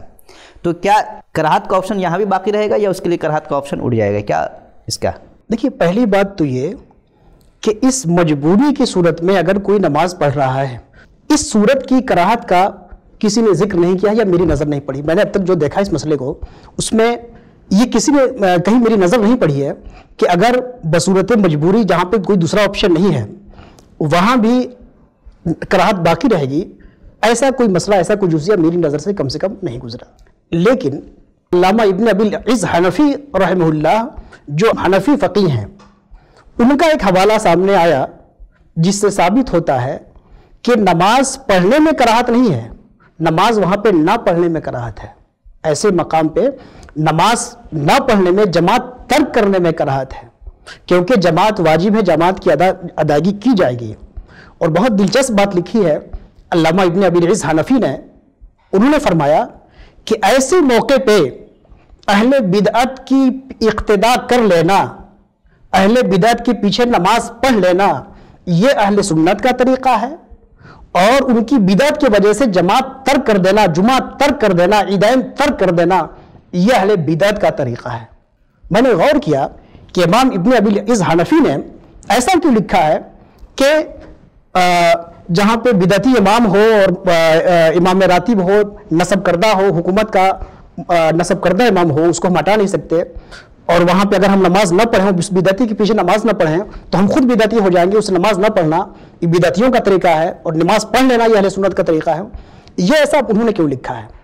تو سمجھ میں آیا کہ چونکہ صحابہ و تابعین کا عمل یہی ہے کہ وہ اہل بدعت کے پیچھے نماز پڑھتے تھے، تو صحابہ اور تابعین کا جو مسلک ہے وہی مسلک اہل سنت ہے. گویا اس کے پیچھے نماز پڑھ لینا یہ صحابہ و تابعین کا طریقہ ہے، اور نہیں پڑھنا یہ اہل بدعت کا طریقہ ہے. اب کہیں گے کہ اہل بدعت کا طریقہ کیوں ہے؟ تو اہل بدعت کا طریقہ اس لیے ہے کہ عام طور پہ بدعتیوں نے اپنے علاوہ دیگر فرقوں کو کافر کہا ہے. عام طور پہ امام شیعوں نے لکھا ہے کہ جو نظریہ امامت کو نہ مانے، اسلام کا چھٹا رکن نظریہ امامت ہے، اور جو نظریہ امامت کو نہ مانے وہ مسلمان ہی نہیں رہتا. اب ظاہر سی بات ہے انہوں نے تو پورے سنیوں کو اسلام سے نکال دیا. خوارج نے کہا کہ حضرت علی اور حضرت امیر معاویہ دونوں اسلام سے باہر چلے گئے، ہے نا. معتزلہ نے کہا کہ جو گناہ کبیرہ کر لے وہ اسلام سے نکل جاتا ہے. تو دیگر جو بدعتی فرقے ہیں وہ ان کی نظر میں جو بدعتی ہوتا ہے، ان کی نظر میں جو بدعتی ہوتا ہے اس بدعتی کو اسلام سے چھٹی کر دیتے ہیں، اسلام سے باہر نکال دیتے ہیں. اس لیے وہ سمجھتے ہیں کہ ہمارے علاوہ دوسرے لوگ کافر ہیں، اس لیے ان کے پیچھے نماز کسی صورت میں نہیں پڑھتے ہیں. تو کسی صورت میں اپنے مسلک کے علاوہ دوسرے مسلک والوں کے پیچھے کسی صورت میں نماز نہ پڑھنا علامہ ابن ابی العز حنفی کی تحقیق کے مطابق یہ بدعتیوں کا طریقہ ہے. اور بدعتیوں کے پیچھے وقت ضرورت نماز پڑھ لینا یہ اہل سنت کا طریقہ ہے. اب آپ کو اختیار ہے کہ آپ اہل بدعت کا طریقہ اپنائیے یا اہل سنت کا طریقہ اپنائیے، یہ آپ جانیں. بڑی دلچسپ بات آپ نے کہی کہ امامیوں نے ایک چھٹا رکن اسلام کا نکالا، یعنی رسول اللہ نے تو دیا بنی الاسلام علی خمس، انہوں نے ایک چھٹا رکن بنایا حضرت علی کی امامت بلا فصل کا قول. اسی طریقے سے بعض دیگر فرقے ہیں، انہوں نے بھی ایک اپنا الگ الگ سب لوگوں نے نظریہ بنا رکھا ہے کہ اس کو اگر آپ مانیں گے تو آپ جمہور میں شامل رہیں گے اور ہمارے اعتبار سے مسلمان رہیں گے، ورنہ آپ کا اسلام سے اور سنیت سے چھٹکارا ہے. یہ جمہور کا موقف جو آپ نے بیان کیا کہ بدعتیوں کے پیچھے بوجہ مجبوری ہے، نماز پڑھی جائے گی، جماعت میں شامل ہونا ہے. جماعت میں شامل ہونا یہ اہل سنت و جماعت کا طریقہ ہے، اور جماعت کو ترک کر دینا یہ بدعتیوں کا طریقہ ہے. اب جو لوگ حج کرنے جاتے ہیں یا عمرہ کرنے جاتے ہیں، بعض احباب سے یہ باتیں سنی گئی ہے، لوگوں سے یہ باتیں سنی گئی ہے کہ وہاں جا کر کے مستقل اس جماعت کے علاوہ اپنی جماعت الگ سے شامل کرتے ہیں. یعنی مکہ المکرمہ میں یا مدینہ طیبہ میں حرمین طیبین میں جو امام متعین ہے وہ نماز پڑھا رہے ہیں، ان نماز میں شامل نہ ہو کر کے اپنی جماعت الگ سے وہ کرتے ہیں. تو جہاں پہ ایک سسٹم ہے، ایک نظام ہے پورا کہ یہاں نماز امام پڑھاتا ہے، سارے لوگ نماز پڑھتے ہیں، ایسی جگہوں پہ جا کر کے دو چار لوگ الگ ہو کر کے اپنی جماعت قائم کرتے ہیں، اس کے بارے میں محققین کا کیا کہنا؟ تو بات ہو گئی، جماعت چھوڑا، جماعت اس نے کیوں چھوڑی؟ کہ امام بدعتی ہے، یہی اس کی بدعت کی وجہ سے ہی تو نماز چھوڑی، جماعت چھوڑی، یا تو بدعت کی وجہ سے یا کفر کی وجہ سے. ظاہر سی بات ہے آپ جو ابن حرم ہے یا جو سعودی گورنمنٹ ہے آپ اس کو کسی قیمت پہ کافر نہیں کہہ سکتے. اعلیٰ حضرت جیسا اس مسئلے میں سخت عالم، انہوں نے پورے رسالہ میں بدعت کو ثابت کیا ہے، کفر کا اس کا بات نہیں کیا انہوں نے. تو اعلیٰ حضرت سے زیادہ سخت سنی بننے کی ضرورت نہیں ہے. ایک بات تو یہ ہے. تو وہ اہل بدعت ہیں، آپ ان کی اقتداء کو ترک کر رہے ہیں. کیوں ترک کر رہے ہیں؟ اسی ترک پہ ہی تو امام ابن ابی العز حنفی نے کہا ہے کہ جماعت کو ترک کرنا یہ نہیں کہ ان کی جماعت چھوڑ کے اپنی جماعت قائم کرنا، چھوڑنا ہی ہے دراصل. آپ پھر بعد میں انفرادی طور پہ پڑھیں کہ اجتماعی طور پہ پڑھیں، آپ جانیں جو بھی بدعتی ہوتے ہیں وہ یہی کرتے ہیں، جو بھی بدعتی جو فرقے ہیں یہی کرتے ہیں کہ بدعتی فرقوں کے پیچھے نماز نہ پڑھ کے اپنی الگ جماعت قائم کرتے ہیں. تو یہی تو طریقہ ہے بدعت کا.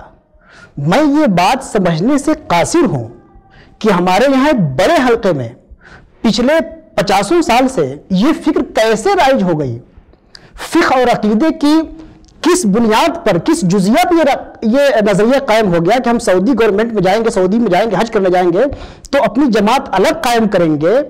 سعودی کو ایک طرف آپ اہل بدعت کہہ رہے ہیں، دوسری طرف نماز نہیں پڑھ رہے ہیں. یہ کس جزیہ کی بنیاد پہ ایسا لوگ کرتے ہیں؟ میں یہ بات سمجھنے سے قاصر ہوں.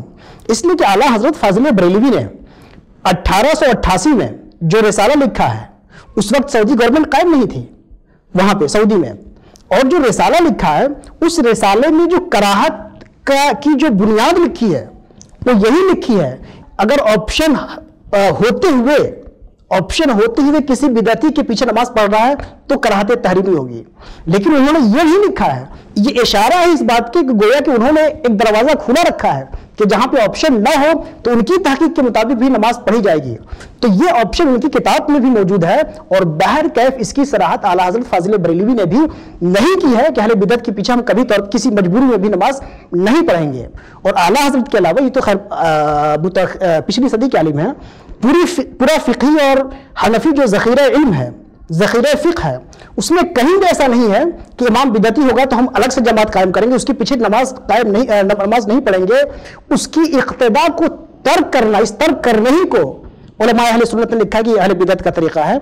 आपने जमात छोड़ी, गोया कि आपके अंदर कहीं ना कहीं उस बिदअती को आप काफिर समझ रहे हैं, और अहले बिदअत को कुफ्र के ज़ुमरे में शामिल करना ये बिदअतियों का तरीका है, अहले सुन्नत का तरीका कार नहीं है। ये इंतहाई गुलू फी तकफीर है, ये तकफीरी जहन है, इंतहाई तकफीरी और तज़लीली जहन है। तकफीरी जहन है, तज़लीली क्यों कहें? इसलिए कि अगर तज़लीली जहन होता तो आप गुमराह कहने के बावजूद भी हालत मजबूरी में नमाज पढ़ते। यही मसला है तमाम किताबों में।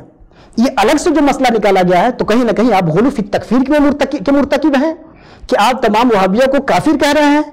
ये इंतहाई गुलू है, इंतहाई तशद्दुद है, ये गुलू फी तकफीर है। या तो आप इस जुर्म के मुर्तकिब हैं या आप ज़ख़ीरे फ़िक़्ह से वाकिफ़ नहीं हैं, जिसमें लिखा हुआ है कि जहां पे ऑप्शन ना हो वहां पे नमाज पढ़ी जाएगी।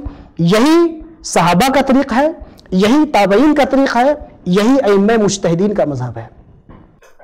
बाज़ लोग हज या उम्रा करने के लिए जाते हैं और जब वापसी पे उनसे बाज़ लोगों से मुलाकात पे ये सवाल किया गया कि आपने वहाँ नमाज़ पढ़ी और किस तरीके से वहाँ का लोगों का दीन के ताल्लुक़ से क्या लगाव है, ताल्लुक़ है, तो बड़ी खूबियाँ बयान करते हैं कि कसरत से लोग वहाँ कुरान पढ़ते हैं, वज़ाइफ पढ़ते हैं, ज़िक्र अस्कार करते हैं और दीनी एक माहौल है पूरी। लेकिन उसके साथ वो बात ये ज़िक्र करते हैं कि हिंदुस्तान में हमारे उलमा हमें तलक़ीन करते थे कि उसकी हमने पैरवी की कि वहाँ जाते थे, चूँकि अब वहाँ धरपकड़ ज़्यादा होने लगी है जमात के तर्क पे, वहाँ अमला मौजूद रहते हैं जो निगरानी करते हैं, तो नमाज में तो शामिल हो जाते हैं, नमाज की नीयत नहीं करते हैं, सिर्फ वो एक रस्म दिखावे की वो अदा करते हैं, उसमें शामिल हो जाते हैं। फिर उसके बाद नमाज मुकम्मल जब हो जाती है वहाँ की तो अपनी नमाज दोहराते हैं। तो इस तरीके से ये एक तरह का मक्र मुझे महसूस होता है कि इस तरीके से शामिल हुआ जाए। तो क्या इस तरीके से ये मतलब कि थोड़ी सी इस पर रोशनी डालें? देखिए, दिखावे की तरह के तौर पे और मक्र के तौर पे जमात में शामिल होना, इस पर फ़िक़्ह में पूरी बहस मौजूद है, एक तफसीली बहस है। लेकिन ख़ुलासा यही है कि जहाँ पर कुफ़ार मजबूर करें आपको, कुफ़ार आपको मजबूर करें, तो अब उनकी अपनी जान और माल की हिफाजत के डर से अगर कोई ऐसा कर लिया, किसी काफिर के पीछे पड़ लिया तो सही है। लेकिन ये मसला कुफ़ार के बारे में है और अहले बिदअत को अगर आप काफिर समझ रहे हैं तो सबसे पहला मसला यही है कि आप बरज़ा और रग़बत क्यों नहीं नमाज पढ़ रहे हैं? आप भागना क्यों, निफाक चाहते क्यों हैं?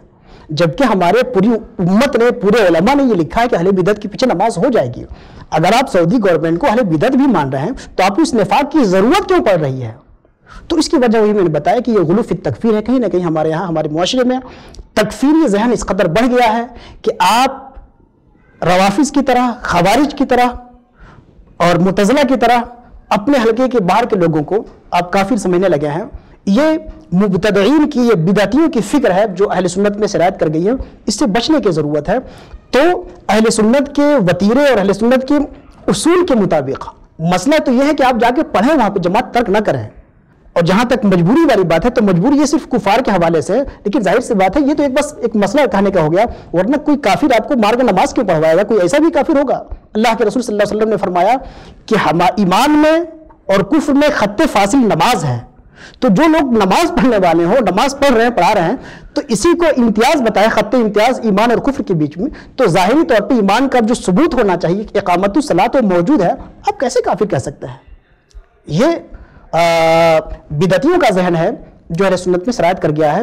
वरना फ़िक़्ह का इल्म का, अहले सुन्नत का ज़ख़ीरा इल्मी इससे खाली है कि आप बिदअतियों के पीछे नमाज बिल्कुल किसी सूरत में ना पढ़ें, जुमा तर्क करें, जमात तर्क करें, ईद तर्क करें, یا منافقت کریں، یہ سب بدعتیوں کی فکر ہے جو کہیں نہ کہیں کسی بیک ڈور سے ہمارے گھروں میں ہمارے حلقے میں سرایت کر گیا ہے، یا تو نادانی کی وجہ سے یا تشدد کی وجہ سے یا جو بھی اس کی وجہ ہو۔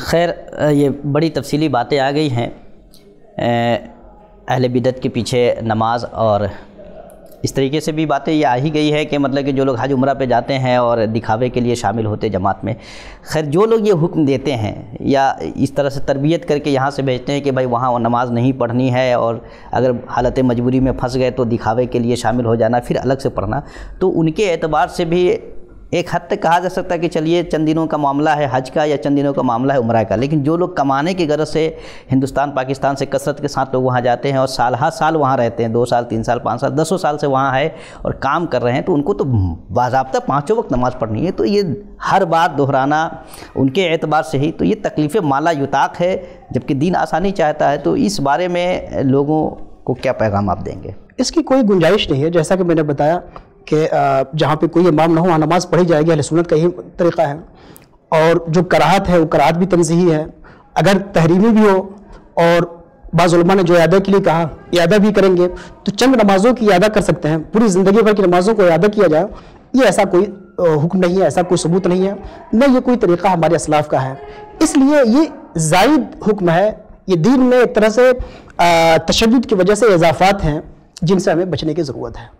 حد تو یہ ہے کہ بعض فقہاء نے اپنی کتابوں میں ایک بڑا دلچسپ جزیہ لکھا ہے، وہ جزیہ یہ لکھا ہے کہ اگر کسی شخص نے، جیسا کہ میں نے بتایا کہ کافر کے پیچھے نماز نہیں ہوتی ہے، لیکن ایک شخص آیا جبہ قبہ میں آیا، قرآن پڑھتا ہوا آیا، آپ نے اس کو امام بنا لیا، اور ایک زمانے کے بعد اس نے اسلام سے اپنا رشتہ ترک کر دیا، اور رشتہ ترک کرنے کے بعد اس نے کہا کہ میں مکاری میں نماز پڑھتا تھا، میں پچھلے 2 سال سے میں مسلمان تھا ہی نہیں، تو اب 2 سال کا امام ہے آپ کا، 2 سال آپ نے اس سے نماز پڑھی ہے، یعنی ایک طویل زمانے تک آپ نے اس کے پیچھے نماز پڑھی ہے، اب وہ کہہ رہا ہے کہ میں دکھاوے کے لیے نماز پڑھتا تھا، میں تو کافر تھا، میں اسلام کو مانتا ہی نہیں تھا، اس کے پیچھے ان نمازوں کا کیا ہوگا؟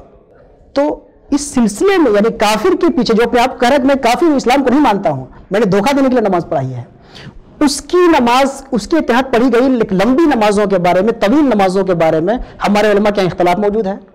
بعض علماء نے کہا کہ جب وہ خود کہہ رہا ہے کافر ہے اور کافر کے پیچھے نماز ہوتی نہیں ہے، پورے 2 سال کی نماز آپ دہرائیں گے۔ اور دوسرا طبقہ علماء اسلام میں موجود ہے کہ چونکہ اس وقت تو اپنے کفر کا اعلان کر رہا ہے، اب تو کافر ہو گیا، اب اس کے پیچھے نماز نہیں پڑھی جائے گی، لیکن پچھلے کے بارے میں جو کہہ رہا ہے کافر ہوں، اور کس معاملے میں کہہ رہا ہے؟ نماز کے بارے میں کہہ رہا ہے۔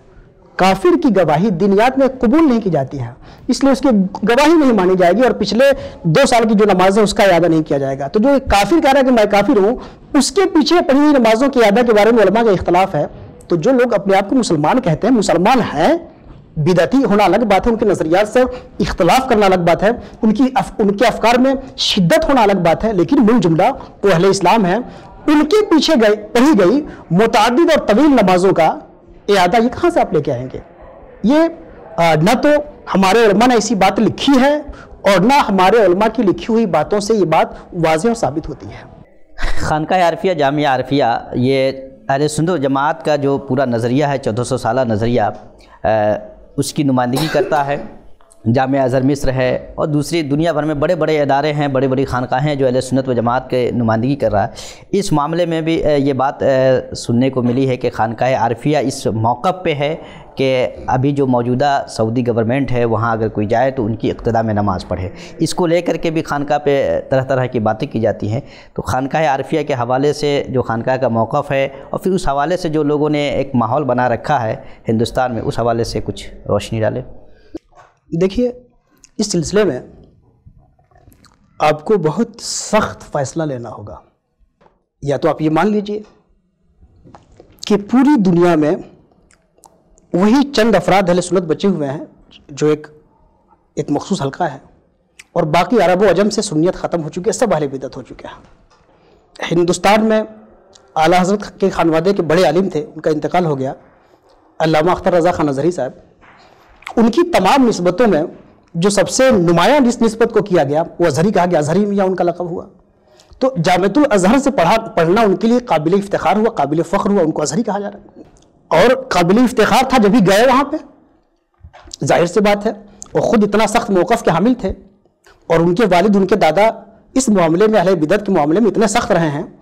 अगर वो अज़हर को अहले बिदत समझते तो वहाँ पे क्यों जाते? कहीं ना कहीं उन्होंने अहले सुन्नत समझा। आज हिंदुस्तान के अहले सुन्नत के मदारिस में जो एक होड़ लगी हुई है अज़हर जाने की, आपकी नज़र में अगर वो अहले बिदत हैं तो आप वहाँ पे क्यों जा रहे हैं? आप यही फ़ख्र से कहते हैं कि सऊदी हुकूमत के बिलमुकाबिल और आलमी सतह पे अहले सुन्नत का कोई बड़ा इदारा है जो सुन्नी फ़िक्र, रिवायती फ़िक्र, तसव्वुफ़ाना फ़िक्र, अशरी मातुरीदी फ़िक्र की तर्जुमानी कर रहा है, मुअतदिल इस्लाम की तर्जुमानी कर रहा है, वो जामिअतुल अज़हर है। आप यही फ़ख्र से पेश करते हैं। और जामिअतुल अज़हर के उलमा और दिगर उलमाए अहले सुन्नत आलम अरब के उनका मौक़िफ़ यही है कि हमारे हज़ार इख्तलाफात हैं वहाबी उलमा से और वहाबी लोगों से, लेकिन जब हम हज में जाएंगे तो उनके पीछे नमाज पढ़ेंगे और नमाज पढ़ते हैं। हमने अज़हर में ये सवाल किया, हमारे पास दीगर अहबाब ने सवाल किया कि आप लोग सऊदी लोगों का वहाबी उलमा का रद्द करते हैं, फिर वहाँ पे नमाज पढ़ी जाएगी कि नहीं पढ़ी जाएगी? तो उन्होंने हैरत का इजहार किया कि ये सवाल है।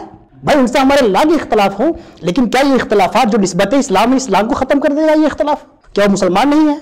उन्होंने हैरत से देखा क्या तुम लोग किसी तकफीरी गिरोह से तुम्हारा ताल्लुक़ है? तो अल अज़हर जो है वहाँ के उलमा का और दीगर आलम इस्लाम के उलमा का, जो मुतदिल उलमाए अहले सुन्नत हैं, जो मुतसव्विफ़ हैं, जो मुक़ल्लिद हैं, सबका मौक़िफ़ यही है कि वहाँ पे जाके नमाज पढ़ी जाएगी और नमाज बिल्कुल होगी। खानकाह आरिफिया इसमें मुनफरिद नहीं है। खानकाह आरिफिया को आपने जो जिक्र किया ये आपको शायद मुनफरिद मौजूदा मुआशरे में नज़र आया, लेकिन ये भी आपको नज़र आया, वरना आपके हिंदुस्तान के हल्के में भी एक बड़ी तादाद है साहिबाने फिरासत, साहिबाने शऊर का एक बड़ा हल्का है जिसका मौक़िफ़ वही है जो खानकाह आरिफिया का मौक़िफ़ है। अब वो हजरात चूँकि एहतियात में, डर में कि कौन लड़ने जाए लोगों से, कौन पंगा लेने जाए, वो खामोश रहते हैं। वरना बदायूं के शहजादे शहीद बगदाद मौलाना सैयदुल हक रहमहुल्लाह, अल्लाह उनको गरीक़ रहमत फरमाए, उन्होंने मुझे बताया कि मैं हज पे गया, हज से लौटा तो मैं सैयद अलीम अशरफ जायसी से मैंने पूछा कि हज़रत ये बताइए आप हज पे गए थे तो आपने क्या किया? तो उन्होंने कहा देखो भाई हमने तो नमाज़ पढ़ ली, अब वहाँ भी जाकर नमाज ना पढ़ो जमात से तो ये तो ठीक नहीं, हमने तो अपनी नमाज़ पढ़ ली भाई। तो उसैदुल हक साहब ने कहा चलिए मैंने भी पढ़ ली। तो उसैदुल हक साहब हैं, अलीम साहब हैं, ऐसे लोग इस तरह की और बेशुमार मिसालें हैं कि जो जाते हैं सऊदी में, हिंदुस्तान के उलमा हैं, बड़े उलमा हैं और वहाँ पर नमाज़ पढ़ते हैं। और क्यों ना पढ़ें? चूँकि जिस फ़िक़्ह को मानते हैं, जिस सुन्नियत को मानते हैं, जिस हनफियत को मानते हैं, उसका जबरी तकाजा यही है कि नमाज पढ़ी जाए। और नमाज न पढ़ने का इसरार है, ये खारजी फ़िक्र का इसरार है। इस सुन्नियत में कैसे दाखिल हो गई ये फ़िक्र? इसकी तथहीर करने की ज़रूरत है, इसकी बुनियादें तलाश करने की ज़रूरत है। इसलिए ये मौक़िफ़ अगर खानकाह आरिफिया का है तो खानकाह आरिफिया का ये तनहा मौक़िफ़ नहीं है। मैंने अपने उस्ताज़ गिरामी आजकल हमसे नाराज़ हैं, मुफ्ती बदर आलम साहब से मैंने यही मसला पूछा। मैंने कहा हज़रत ये बताइए कि आप शेख मोहम्मद इब्न अब्दुल वहाब नजदी, हिंदुस्तान में इस फ़िक्र के सबसे बड़े तर्जुमान मौलाना शाह इस्माइल दहलवी, उनके बारे में आपका नुक्ता नज़र क्या है? क्या आप इनकी तकफ़ीर करते हैं? क्या वहाबिया की तकफ़ीर करते हैं? कहने लगे नहीं, तहक़ीक़ तो यही है, आला हज़रत की तहरीरों से तो ये वाज़ेह है कि अहले बिदअत में हम उनको शामिल कर सकते हैं, अहले कुफ्र में, कुफ़ार के ज़ुमरे में हम उनको शामिल नहीं कर सकते। कैसे शामिल कर सकते हैं? वो अहले क़िबला है। मैंने कहा ये बताइए जब वो अहले क़िबला हैं तो हमारी तमाम किताबों में ये बात लिखी हुई है कि अहले क़िबला के पीछे अगर नमाज पढ़ना मजबूरी हो और हमारे पास अपना ऑप्शन ना हो, हम नसब इमाम पे कादिर ना हो, उनकी तरफ से इमाम मुकर्रर करदा हो और दूसरा हमारे पास ऑप्शन ना हो तो हम उनके पीछे नमाज पढ़ेंगे, तो फिर आप लोग वहाँ नमाज पढ़ने से मना क्यों करते हैं? तो मुफ्ती साहब ने फरमाया कि हाँ सवाल तो है, और फरमाने लगे कि हाँ सवाल ये मेरे जहन में भी आया था लेकिन काफ़ी गौर व खौस के बाद ये सवाल हल हो गया। मैंने कहा हज़रत फरमाइए मेरा भी हल कर दीजिए आप, अच्छी बात है आपका हल हो गया, मेरा फंसा हुआ है, आप हल कर दीजिए। उन्होंने कहा कि दरअसल ये जो वहाबी फ़िक्र है ये तो उसको हम बिदअत कहेंगे, वो बिदअत पे है, लेकिन देवबंद के कुछ उलमा ने जब अपनी किताबों में ऐसी बातें लिखी कि उसके बाद आला हज़रत ने उन पर कुफ्र का फतवा लगाया। अब इस कुफ्र के बाद चूंकि जो ये वहाबी लोग थे उसके मुअय्यिद हुए, तो इस कुफ्र के मुअय्यिद हुए इसलिए अब वो भी काफिर।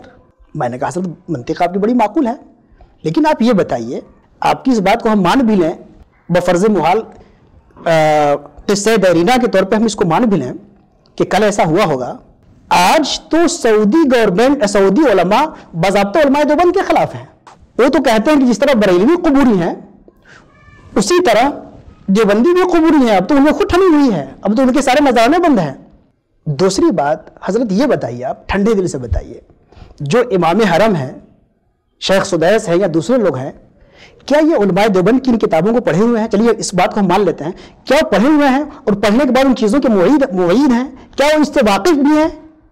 کیا اب بھی وہ علماء دیوبند کی ان چیزوں پہ واقف ہیں؟ اگر آپ کی توجہ آپ کی بات کو ہم مان لیں تو کیا یہ معقول ہے کہ وہ لوگ سب دیوبند آتے ہیں اور دیوبند کی ان تمام کتابوں کو، جن کتابوں کو عام دیوبندی مولوی بھی نہیں پڑھتا، ان کی تحقیق کر کے بیٹھے ہوئے ہیں اور تصدیق کر کے بیٹھے ہوئے ہیں؟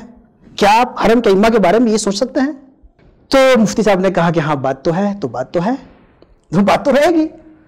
اب مفتی صاحب بھی ان کے پاس بھی ہے، ہر آدمی اسی لیے سچ بولنے سے گھبرایا ہوا کہ کون جائے پنگا لینے، کون جائے شہد کے چھتے میں ہاتھ ڈالنے، مدھو مکھیوں کے۔ لوگ تیار بیٹھے ہوئے ہیں کہ اگر آپ علمی اور شرعی اعتبار سے درست بھی بات کہتے ہیں، اگر ان کے جذبات کے خلاف جا رہی تو سب ایک طرف سے آپ کے اوپر ٹوٹ پڑیں گے۔ اس لیے ہر آدمی بچا ہوا ہے، اور ہم جیسا کمزور آدمی چونکہ اس کے لیے تیار ہے، جو صحیح بات ہے، دین کی صحیح بات ہے، ہم اس کا اظہار کر رہے ہیں، اور کوئی ذیشان مصباحی کا کوئی اپنا اصول نہیں ہے، یہ ان اصولوں اور ان حوالوں سے میں بات کر رہا ہوں جو ہمارے علماء اہل سنت، ائمہ اربعہ اور علماء احناف کی اصول ہیں۔ ان اصولوں کی روشنی میں سعودی امام کے پیچھے نماز پڑھنا نہ صرف جائز بلکہ ترک جماعت کرنا یہ بدعتیوں کا طریقہ ہے، یہ اہل بدعت کے زمرے میں ہے۔ میں گزارش کروں گا اپنے لوگوں کو کہ وہ اہل سنت کا شیوہ اختیار کریں، خود اتنے بڑے متشدد سنی مت بن جائیں کہ سنیت کے ڈگر سے ہٹ کر کے اہل بدعت کا راستہ اختیار کر لیں۔ چوروں کے خلاف آپ اتنے سخت مت ہو جائیے کہ خود ہی چوری اور ڈکیتی شروع کر دیجئے، یہ مناسب نہیں ہے۔ اہل سنت کے واضح نظریات کے مطابق اہل بدعت کے پیچھے نماز بحالت مجبوری ہو جائے گی۔ اب سوال یہ ہے کہ ہندوستان کی جو فضا بنی ہے، یہاں کا جو ماحول بنا ہے، اس میں اگر کوئی شخص اہل بدعت کے پیچھے نماز پڑھ لیتا ہے، یا امام طحاوی رحمۃ اللہ نے ایک بات لکھی ہے، اس میں اہل سنت کے جو نظریہ انہوں نے بیان کیا ہے کہ فاسق و فاجر کے پیچھے نماز پڑھی جائے گی، اور اہل قبلہ میں سے اس طرح کا کوئی شخص اگر انتقال کر جاتا ہے تو اس کی نماز جنازہ بھی پڑھی جاتی ہے۔ لیکن یہ ہندوستان کے جو ابھی موجودہ جو ماحول بنا ہوا ہے یا لوگوں نے بنا رکھا ہے، اس میں یہ ہے کہ کوئی شخص اگر اہل بدعت کے پیچھے نماز پڑھ لیتا ہے یا جنازے میں شریک ہو جاتا ہے تو صرف یہ نہیں کہ مطلب کہ ان کو یہ کہا جاتا ہے کہ بھائی تم نے غلط کیا، بلکہ اس کی بنیاد پہ نکاح ٹوٹنے کا بھی فیصلہ کرتے ہیں، اور کوئی صاحب نکاح ہوتا ہے تو کہتے ہیں تجدید نکاح بھی کیجئے۔ جیسا کہ ابھی حال میں بنارس میں ایک واقعہ دیکھنے کو ملا کہ ایک شخص جو بدعتی فرقے سے متاثر تھا، اس کا انتقال ہو گیا، اور اس کے بچے جو بریلوی کہلاتے تھے انہوں نے اپنے باپ کی نماز جنازہ پڑھ لی، تو وہاں کے علماء نے ان بچوں کا نکاح پڑھوایا۔ تو اہل بدعت کی اقتداء اور پھر اس اقتداء کی بنیاد پہ نکاح کا ٹوٹ جانا اور اثر نو نکاح پڑھوانا، یہ امت اس وقت ہندوستان کی جو نئی نسل ہے وہ اضطراب کا شکار ہے۔ اس بارے میں آپ کیا رہنمائی فرمائیں گے؟ دیکھیے، جیسا کہ آپ نے بتایا امام طحاوی نے لکھا ہے، امام طحاوی کے علاوہ دیگر ائمہ نے بھی لکھا ہے، ائمہ عقیدہ نے اور ائمہ تصوف نے، ائمہ فقہ نے، کہ اہل سنت کی علامتوں میں سے ایک علامت یہ بھی ہے کہ وہ اہل قبلہ کی نماز پڑھیں گے۔ وہ اہل قبلہ چاہے اہل بدعت ہوں یا اہل سنت ہوں تو ان کی نماز پڑھی جائے گی۔ کوئی شخص ایسا ہے جس کا انتقال ہوا، وہ اہل بدعت سے تھا، اس کی کوئی جنازہ پڑھنے والا نہیں ہے، تب تو وہاں پہ ضروری ہے کہ ہم جا کر کے اس کی نماز پڑھیں۔ اور اگر لوگ پڑھنے والے ضرور ہیں، دوسرے لوگ موجود ہیں، تو اس میں تو ضروری نہیں ہے کہ آپ شامل ہوں، لیکن اگر آپ شامل ہو بھی جائیں گے تو کوئی ناجائز اور حرام کام نہیں کیا آپ نے، ہے نا، کوئی ایسا ناجائز اور حرام کام نہیں کیا۔ ہاں، اگر آپ اس گروہ کی حوصلہ شکنی کے لیے کہ تاکہ دوسرے لوگ اس گروہ میں شامل نہ ہو، اس بدعت میں شامل نہ ہو، اس کے لیے آپ نہیں پڑھ رہے ہیں تو ٹھیک ہے، ایک عمل ہے، چونکہ پڑھنا نماز جنازہ میں ہر آدمی کا شریک ہونا کوئی ضروری تو نہیں ہے۔ اگر کوئی احتیاط کر رہا ہے تو اچھی بات ہے، تاکہ اس نیت سے اگر احتیاط کر رہا ہے کہ دوسرے ہمارے لوگ اس بدعت میں شامل نہ ہوں تو ہم کہیں گے ٹھیک ہے، ایک اچھی نیت ہے۔ لیکن اگر پڑھ لی تو اس کا اسلام بھی چلا گیا، اس کا ایمان بھی چلا گیا، اس کی بیوی بھی چلی گئی۔ یہ وہ سنیت ہے جس کی تاسیس 21ویں صدی میں ہوئی ہے۔ یہ سنیت 20ویں صدی میں تھی نہیں، یعنی ماضی میں نہیں بلکہ 20ویں صدی میں نہیں، یہ نئی سنیت ہے جو بالکل تازہ آئی ہے، بالکل یہ تازہ اور گرم سنیت ہے، اس میں بالکل ابھی اس میں کوئی باسی پن نہیں ہے۔ اس سنیت کا آغاز غالباً 2006 میں ہوا کہ جب ایک مراد آباد میں ایک مفتی صاحب نے ایک گاؤں میں ایک عام دیوبندی کی نماز میں شمولیت کی وجہ سے پورے گاؤں والوں کی تجدید ایمان کروا دی اور ان کا نکاح بھی پڑھوا دیا۔ میری ایک پروفیسر تھی جامعہ میں، سمینہ حسن صدیقی، وہ کہنے لگی کہ مولوی صاحب نے ان بڈھوں کو کا بھی نکاح کروا دیا جن بڈھوں کو نکاح کی حاجت ہی نہیں تھی۔ تو اہل بدعت کی نماز پڑھیں گے تو آپ اسلام سے چلے جائیں گے۔ یہ والی جو سنیت ہے یہ 21ویں صدی میں پیدا ہوئی ہے، جو 2006 سے شروعات ہوئی ہے، اور آپ ایک تازہ مثال، دوسری مثال پیش کر رہے ہیں، اور بھی اس طرح کی مثالیں آئی ہیں۔ اور وہ مفتی صاحب ہمارے جو ہے جاننے والے مفتی صاحب ہیں، اس فتوے کی بنیاد پہ ماشاءاللہ مقبول بھی بہت ہوئے، بڑی مقبولیت ہوئی ان کی، اور وہ مناظر عالم ہو گئے، چونکہ ان کو سہارا نیوز نے غالباً، سہارا کے ایک ذیلی نیوز نے چینل نے ان کو دکھا دیا آن لائن، تو وہ تو انٹرنیشنل مناظر بن گئے اسی مسئلے کی بنیاد پہ۔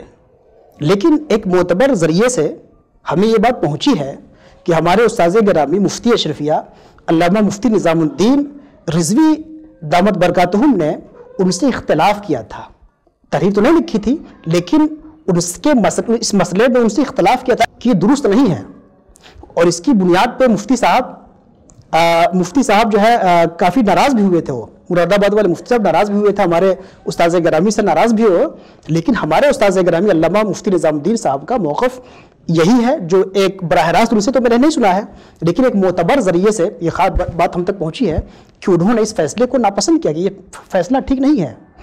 یہاں تک کہ مفتی صاحب نے جو پہلے فتویٰ لکھوایا تھا، بعد میں اپنے فتویٰ میں خود مفتی صاحب نے بھی اس میں کچھ ایسی توجیہ اور ایسے الفاظ بدلے جس میں ان کے لیے گنجائش نکل جائے، اس میں احتیاطاً ہے اور بہتر ہے۔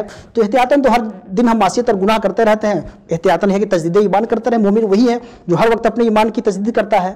تو اس میں وہ بعد میں انہوں نے، جیسا کہ مجھے معتبر ذریعے سے ان کے بڑے قریبی شخص سے یہ بات مجھے ملی ہے، صرف ایک واسطے سے، کوئی دوسرا واسطہ نہیں ہے، وقت ضرورت اس کا اظہار کر دیا جائے گا، لیکن جو دینک جاگرن میں جو ان کا فتویٰ چھپا تھا وہی فتویٰ چھپا ہے، لیکن آج جو ان کے رجسٹر میں جو فتویٰ تھوڑا سا ترمیم کے ساتھ ہے۔ مجھے خوشی ہے کہ مفتی صاحب تمام ناراضگی کے باوجود بھی اپنے رجسٹر والے فتوے میں تھوڑی ترمیم تو کر لی، لیکن بہرکیف یہ فکر، یہ ایک خارجی فکر ہے، یہ خوارج کی فکر ہے کہ آپ اپنے حلقے کے علاوہ پوری امت کی تکفیر کرتے رہیں اور سب کو کافر سمجھیں۔ اہل بدعت کے ساتھ تمام اختلافات کے باوجود، تمام مباحث اور نزاعات کے باوجود ان سے اسلام کا نام آپ نہیں چھین سکتے، اور اہل سنت کی علامتوں میں سے یہ ہے کہ اہل بدعت کے پیچھے نماز صحیح ہوگی اور اہل بدعت کی نماز جنازہ صحیح ہوگی، یہی اہل سنت کا عقیدہ ہے۔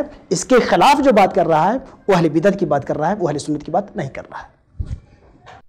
آپ نے ایک بات یہ بیان فرمائی ہے کہ اہل بدعت میں سے اگر کوئی جنازہ پڑھانے والا نہ ہو تو ایسی صورت میں جنازہ میں شریک ہونا چاہیے، لیکن سوال یہ ہے کہ یہاں تو ہندوستان کی فضا ایسی بنی ہوئی ہے کہ ہر جماعت دوسرے جماعت کو بدعتی ٹھہرا رہا ہے، ہر گروہ دوسرے گروہ کو بدعتی کہہ رہا ہے، بلکہ اب تو ہر بڑا ادارہ اور ہر بڑے لوگ جو مذہبی اعتبار سے بڑے ہیں وہ دوسرے کو گمراہ اور بدعتی، آپس میں اتنی فتوے بازیاں ہیں۔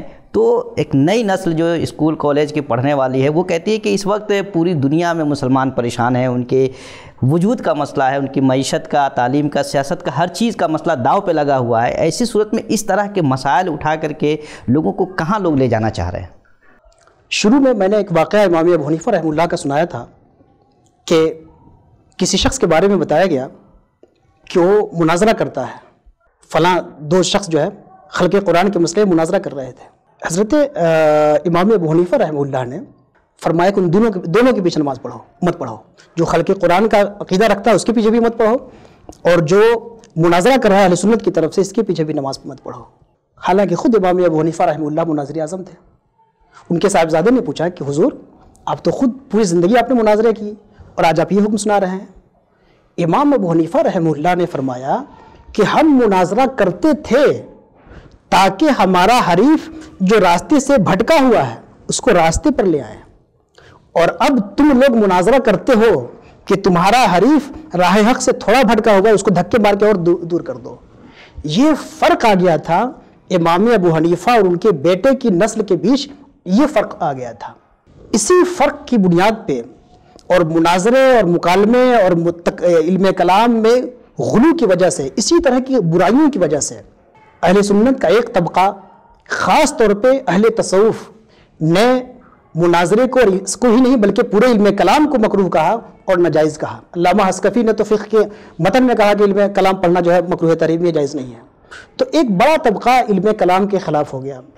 हालांकि ये एक अलग मसला है, लेकिन बुनियाद वही है कि लोग बहसो जदल में, जो लोग बहसो जदल के आदी हो जाते हैं, ये बहसो जदल उनको जो बुनियादी मसाइल हैं, जो उसूली मसाइल हैं, जो उम्मत के हकीकी मसाइल हैं, जो ईमानी और इरफानी मसाइल हैं, जो उम्मत की तामीर और तश्कील के मसाइल हैं, जो उम्मत की सियासत और मईशत और इक़्तिसाद के मसाइल हैं, इन तमाम मसाइल से उस मुबाहिस मुजादिल मुतकल्लिम को फेर कर इस तरह की चक्करों में इल्म कलाम मुब्तला कर देता है और बहस जदल मुब्तला कर देता है। और ऐसा इल्म कलाम, ऐसी बहस जो उम्मत को उसके बुनियादी मसाइल से काट दे, ये वाकई नाजायज़ है। और हमारे हल्के में बदकिस्मती से इस किस्म के बहस व मुनाक़शे का एक बड़ा सिलसिला कायम है।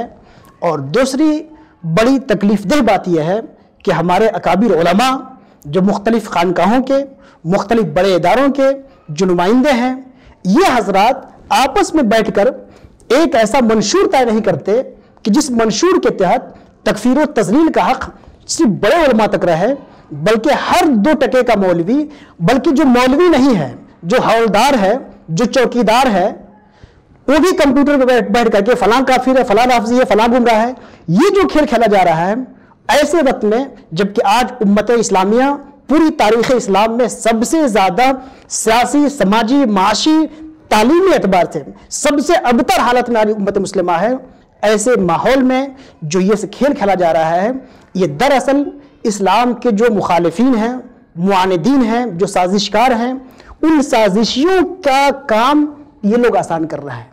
इस्लाम दुश्मनों का जो काम है उस काम को ये लोग आसान कर रहे हैं। हमारे उलमा को चाहिए, हमारे अकाबिर को चाहिए, हमारे मशाइख को चाहिए, हमारे बड़े इदारे के जिम्मेदारों को चाहिए कि इस बात को समझें कि दीन की जो बुनियादें हैं, उन बुनियादों पे जो लोग भी हैं उनको मुसलमान कहें। अहले सुन्नत के जो मुसल्लमात हैं, उन मुसल्लमात को जो लोग माने उनको सुन्नी कहें। बाकी जो इख्तलाफात हैं उन इख्तलाफात को बर्दाश्त करें और इन इख्तलाफात के बावजूद एक दूसरे पे तकफीर और तज़लील के फतवे को बंद कराएं और अपने अपने हलके की तरबियत करें, अपने अपने लोगों को बताएं कि अपने अपने हलके में लोगों को इस बात की तरबियत करें कि उनके मुरीदीन, उनके मुहिब्बीन, उनके मुतवस्सिलीन, उनके तलबा, उनसे जुड़े हुए उलमा आखिरत के लिए काम करें और दुनिया में मुसलमानों की सुरखरुई के लिए तदबीर करें, गौर खौस करें, तामीर करें, काम करें। जब लोगों के पास करने का कुछ भी नहीं है तो फिर वही काम करेंगे जिससे और हमारी बुनियादें कमज़ोर हों और उसमें इन्हिदाम पैदा हो। तो ये काबिल अफसोस सूरत हाल है बर्रे सगीर की, इंडो पाक की और इससे जो मुल्हाका इलाके हैं। आप दुआ करिए और इस बात की आवाज़ उठाइए कि लोग वस्तियत की तरफ आएँ, इत्तेदाल की तरफ आएँ, तामीर की तरफ आएँ, लोगों को मुसलमान बनाने की कोशिश करें, लोगों को सुन्नी बनाने की कोशिश करें और जाहिलों को आलिम बनाएं। ये ना करें कि मुसलमानों को काफिर बनाएं और सुन्नियत को गुमराह और बिदती बनाएं। इस खेल से लोगों को निकलने की ज़रूरत है और इसमें सबसे बड़ा रोल हमारे उलमा और मशाइख का है। और जो उलमा और मशाइख खुद इसमें शामिल हैं वो तो मुजरिम है ही। जो उलमा और मशाइख इस खेल में खामोश हैं, उनकी खामोशी भी गोया के कहीं ना कहीं बिलवास्ता तौर पर इस जहालत और इस तशद्दुद और इस तकफीरी और तज़लीली मिशन को तक़वियत पहुंचा रहा है। उनको बोलना चाहिए, हक़ की आवाज़ उठाना चाहिए। जब कुछ लोग तज़लील और तकफीर के लिए आवाज़ उठा सकते हैं तो कुछ लोगों को इस्लाम और सुन्नियत की आवाज़ उठाने में और तामीर मुस्लिम और वहदत उम्मत के लिए आवाज़ उठाने में उनको तकल्लुफ़ क्यों है? मुझे इस बात पर बहुत हैरत है। बड़ी बुनियादी बातें उलमा और मशाइख के ताल्लुक़ से आखिर में आपने कही कि मतलब कि किस तरीके से लोगों को ये कोशिश करनी चाहिए, हमें आपको सबको जितने भी मजहबी लिबादे में हैं उनको इस शाहराह पे लाने की कि उम्मत एतदाल और वस्तियत पे कायम हो जाए और लोगों में ये चीज़ें राइज हों। कहते हैं कि शैतान जब अपनी असल सूरत में आता है तो उसको पहचानना बड़ा आसान हो जाता है, लोग उसकी इत्तिबा से भी बचते हैं। लेकिन जब वो मजहबी लिबादे में आता है तो पहचानना बड़ा मुश्किल हो जाता है। और माहौल आज की जो हिंदुस्तान का तकरीबन कुछ ऐसा ही है कि लोग मजहबी लिबादे में اعتدال اور وسطیت اور اتحاد کی طرف لانے کے بجائے مزید انتشار کی طرف امت کو لے جا رہے ہیں۔ ایسی صورت میں جو طبقہ علماء سے ہٹ کر کے عوام کا طبقہ ہے، کالج کے اسٹوڈنٹس ہیں یا کہیں کام کرنے والے لوگ ہیں، یہ لوگ ایسی صورت میں کون سا رویہ اختیار کرے جس سے سماجی سطح پر ہی اتحاد کی ایک فضا ہموار ہو، اعتدال و وسطیت کی فضا ہموار ہو؟ چونکہ الحسان میڈیا یہ ہے کہ اس کو کثرت سے لوگ دیکھتے ہیں اور پسند کرتے ہیں، تو اس کے ذریعے ہم چاہتے ہیں کہ اس طبقے کو، جو علماء طبقہ سے الگ ہٹ کر کے ایک طبقہ مسلمانوں کا ہے، اس کو اس حوالے سے کیا پیغام آپ دینا چاہیں گے؟ دیکھیے، ان سے ہماری گزارش یہ ہے کہ وہ چند نکات پہ، چند پوائنٹس پہ اپنے ذہن کو لے آئیں۔ پہلی چیز یہ ہے کہ ہر آدمی کو، مجھے، آپ کو، سب کو مرنا ہے اور خدا کی بارگاہ میں جواب دہ ہونا ہے۔ آپ سب سے پہلے اپنی جواب دہی کی تیاری کریے۔ ہم سے سب سے پہلے سوال میرے بارے میں ہوگا، دوسرے لوگ کیا کر رہے ہیں ان کا سوال ہم سے نہیں ہوگا، ہم کیا کر رہے ہیں اس کا سوال ہوگا۔ تو سب سے پہلا کام تو یہ ہے کہ ہم خود آخرت کا رخ کریں اور خدا سے عاجزی، خدا کی عبادت، خدا کی طاعت کی طرف مائل ہوں، آخرت کے راستے کا انتخاب کریں، اپنی روحانیت کو پروموٹ کریں، روحانیت کو بڑھائیں، اپنے اخلاق کو بڑھائیں، اپنے کردار کو بڑھائیں، ہم خود ایک اچھے انسان بنیں، ایک اچھا انسان بنیں، ایک اچھا مسلمان بنائیں۔ تو سب سے زیادہ محنت ان کو اپنے آپ کو بلڈ کرنے میں کرنا ہے۔ دوسرا کام یہ کرنا ہے کہ جن علماء سے وہ جڑے ہوئے ہیں، جن مشائخ سے وہ جڑے ہوئے ہیں، ان سے اپنی وابستگی قائم رکھیں اور علماء کی جو تعلیمات ہیں، علماء کی جو نصیحتیں ہیں، ان نصیحتوں پہ عمل کریں۔ لیکن علماء کے جو آپس کی جدالات ہیں، جو نزاعات ہیں، لڑائیاں ہیں، ان لڑائیوں سے اپنے آپ کو کنارہ کش کریں، بلکہ یہ کوشش کریں کہ ایسے علماء اور مشائخ سے اپنا ربط بڑھائیں جن کے یہاں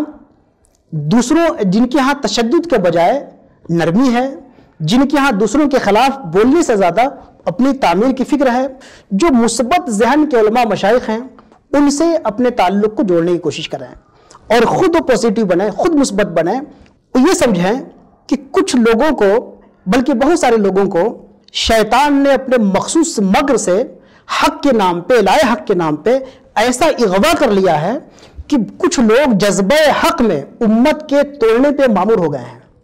یہ وہ جانیں، پازیٹیولی ہمیں یہ کرنا ہے کہ ہم سے جہاں تک ہو سکے اپنے آپ، اپنے گھر میں، اپنے احباب میں، اپنے علاقے میں جہاں تک ہو سکے وہ کام کریں جس سے مسلمانوں کی روحانی ترقی ہو، جس سے مسلمانوں کی تعلیمی ترقی ہو، جس سے مسلمانوں کی سیاسی سماجی ترقی ہو۔ وہ اپنی انرجی اور اپنی فکر کو مسلمانوں کو مضبوط کرنے کے لیے جوڑیں اور اپنی فکر کو ان نزاعات سے اپنے ذہن کو کاٹنے کی کوشش کریں، تبھی وہ زیادہ پازیٹیو بنیں گے اور وہ اپنی اور امت مسلمہ کی فلاح و بہبود کے لیے کچھ سوچ پائیں گے، کچھ کر پائیں گے۔ یہ ہماری ان سے گزارش ہے۔ ناظرین کرام، بہت بہت شکریہ۔ یہ تھے آج کے خصوصی پروگرام کے ہمارے خصوصی مہمان حضرت علامہ ڈاکٹر ذیشان احمد مصباحی صاحب۔ اب ہمیں اجازت دیجیے، میں آپ کا میزبان آفتاب رشید مصباحی الحسان میڈیا سے، ہم گزارش آپ سے کریں گے کہ ہمارے چینل کو زیادہ سے زیادہ آپ لوگ دیکھیں، واچ کریں، سبسکرائب کریں، دوسرے لوگوں تک پہنچائیں، اور انشاءاللہ الرحمن ہماری کوشش ہوگی کہ دین کی اسی طرح بنیادی اور ضروری باتیں مختلف پیرائے میں آپ تک پہنچاتے رہیں، اور آپ اپنے کمنٹ کے ذریعے اور اپنے خیالات ہم تک پہنچاتے رہیں تاکہ مزید آپسی تعلقات کی بنیاد پر اور اچھی باتیں آپ تک پہنچتی رہے۔ اب ہم آپ سے رخصت ہوتے ہیں۔ السلام علیکم ورحمۃ اللہ وبرکاتہ۔